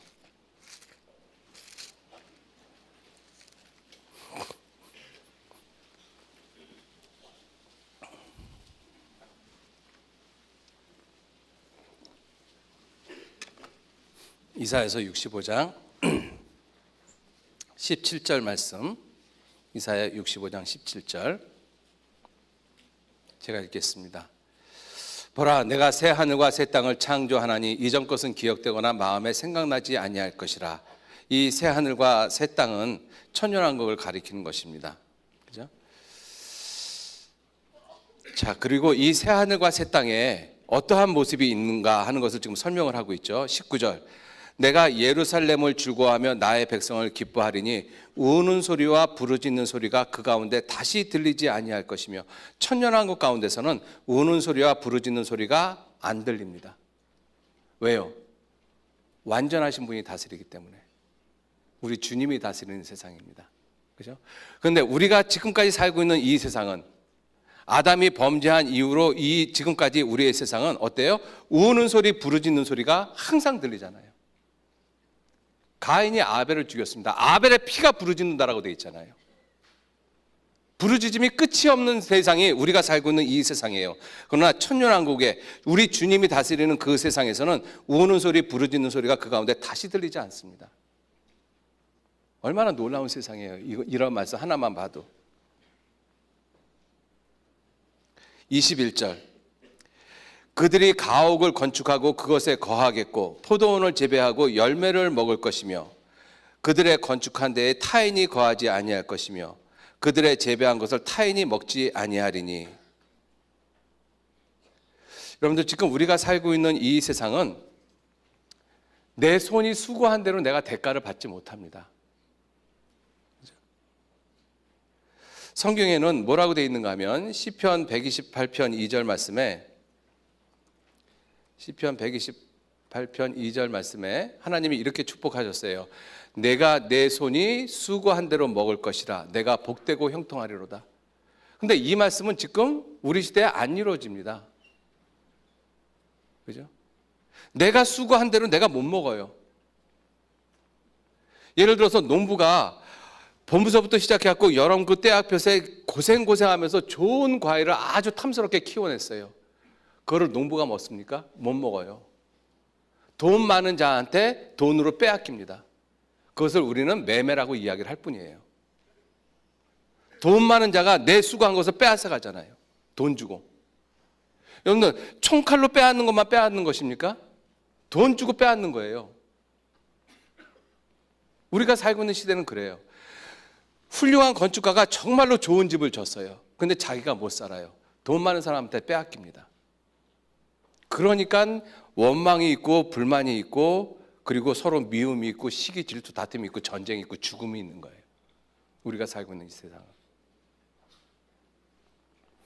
그런데 천년왕국에는 정말 이 시편 128편 2절 말씀, 내가 내 손이 수고한 대로 먹을 것이라, 이 말씀이 완전히 이루어져요. 왜? 주님이 다스리시니까.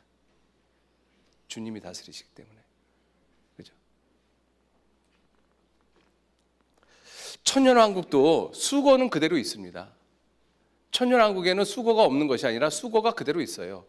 그죠? 23절 말씀 보시면 그들의 수고가 헛되지 않겠고, 그러니까 수고가 있다라는 것을 분명히 이야기하죠. 그런데 그 수고가 헛되지 않는 것이 천년왕국이에요. 왜? 주님이 다스리시기 때문에. 그들이 생산한 것이 재난에 걸리지 아니하리라. 왜 재난에 안 걸려요? 주님이 다스리시니까. 세상을 창조하신 창조주가 다스리시니까 그들이 생산한 것이 재난에 안 걸려요. 내가 열심히 수고하고 열심히 고생해서 아름다운 실과를 맺혀놨습니다. 우리가 지금 살고 있는 시대는 어느 순간 태풍이 와가지고 수고한 것을 싹 다 날려버릴 수도 있어요. 근데 그 시대는 하나님이 막아주셔요. 주님이 막아주십니다. 주님이 다스리시는 나라시기 때문에.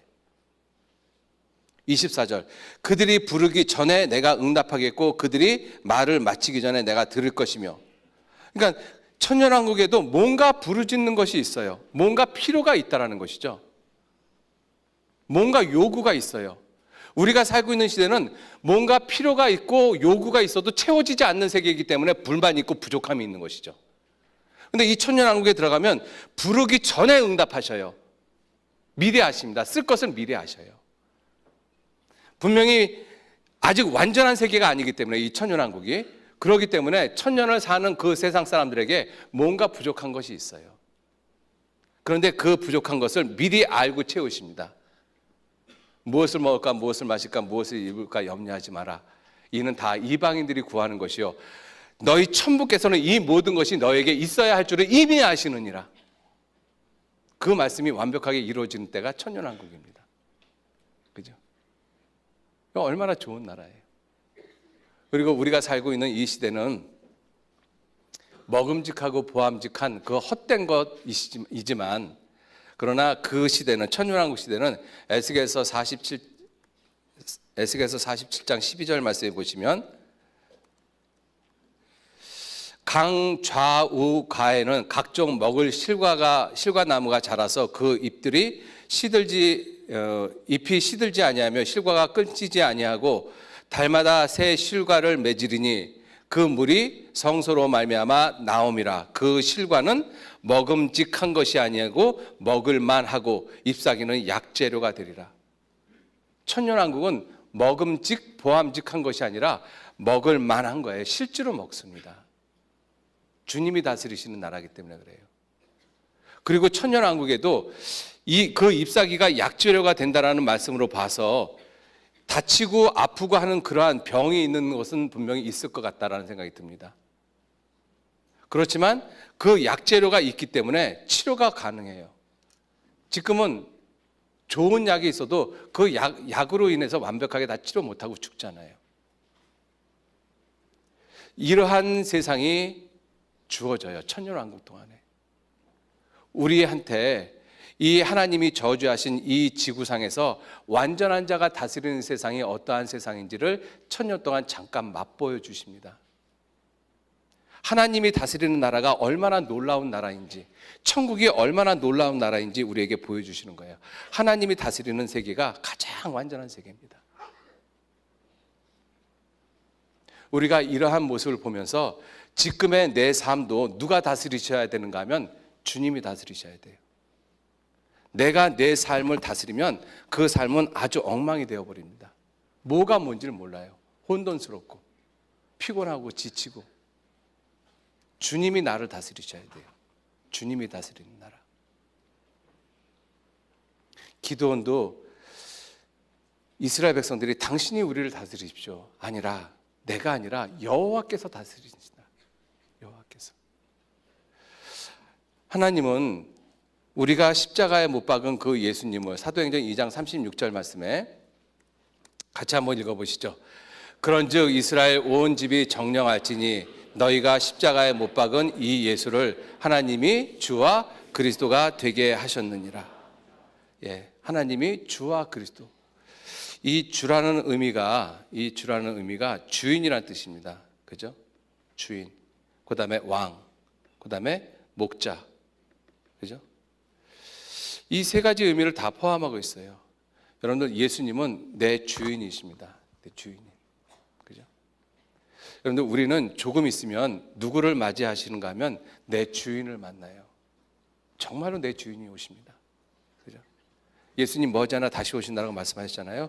그분이 누구시냐면 나의 주인이셔요. 주인. 우리가 그 주인 앞에서 부끄럽지 않은 모습으로 삶을 사다가 그 주인을 영광스러운 가운데 맞이하셔야 돼요. 그래서 아직 좀 드릴 말씀이 좀 있지만 약속한 대로 좀 일찍 끝내겠습니다. 좋으시죠? 예. 그래서 우리가 기드온의 모습을 보면서 기드온이 우리와 같은, 저와 여러분들과 같은 평범한 그러한 사람이었는데 하나님은 그를 정말 큰 용사로 만들어 놓으셨어요. 그래서 미디안 백성을 치기를 한 사람 치듯 했습니다. 그죠? 우리도 그럴 수 있어요. 우리도. 그래서 내가 정말 하나님의 보내신 자, 하나님의 보내심을 입은 사람이라는 그 분명한 사명의식을 반드시 가지셔야 돼요. 그러할 때에만 내가 대학 생활을 의미 없게 보내지 않습니다. 내가 예수님이 나를 이 땅에 보내셨다라고 생각하지 않으면 그냥 그렇게 세상 살다가 끝이 나요. 두 번째, 하나님을 경외하는 습관을 우리는 반드시 가지셔야 됩니다. 그리고 여호와께서, 하나님이, 예수님께서 주인으로서, 왕으로서, 목자로서 나를 통치하시는 그 삶을 우리들이 살아가셔야 됩니다. 같이 기도하시겠습니다. 하나님, 귀한 은혜와 사랑에 감사드립니다. 오늘 기도원에 대해서 우리에게 교훈해 주셨습니다. 무엇보다도 우리들이 하나님께서 예수님께서 우리를 이 땅에, 이 시간 속에 내가 있는 이 대학으로 보냈다라는 것을 분명히 인지하게 하시고 확신하게 하시고 우리의 삶이 결코 주님 앞에 헛되지 않는 그러한 삶이 되어지도록 하나님께서 친히 다스려 주시고 인도해 주옵소서.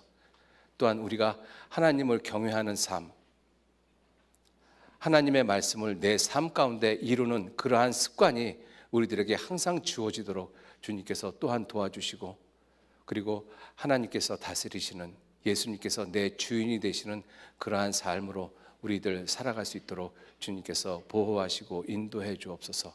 모든 것 주님께 감사드리면서 우리를 끝까지 지켜주시는 거룩하신 예수님 이름으로 기도 올렸습니다. 아멘. 예, 수고하셨습니다.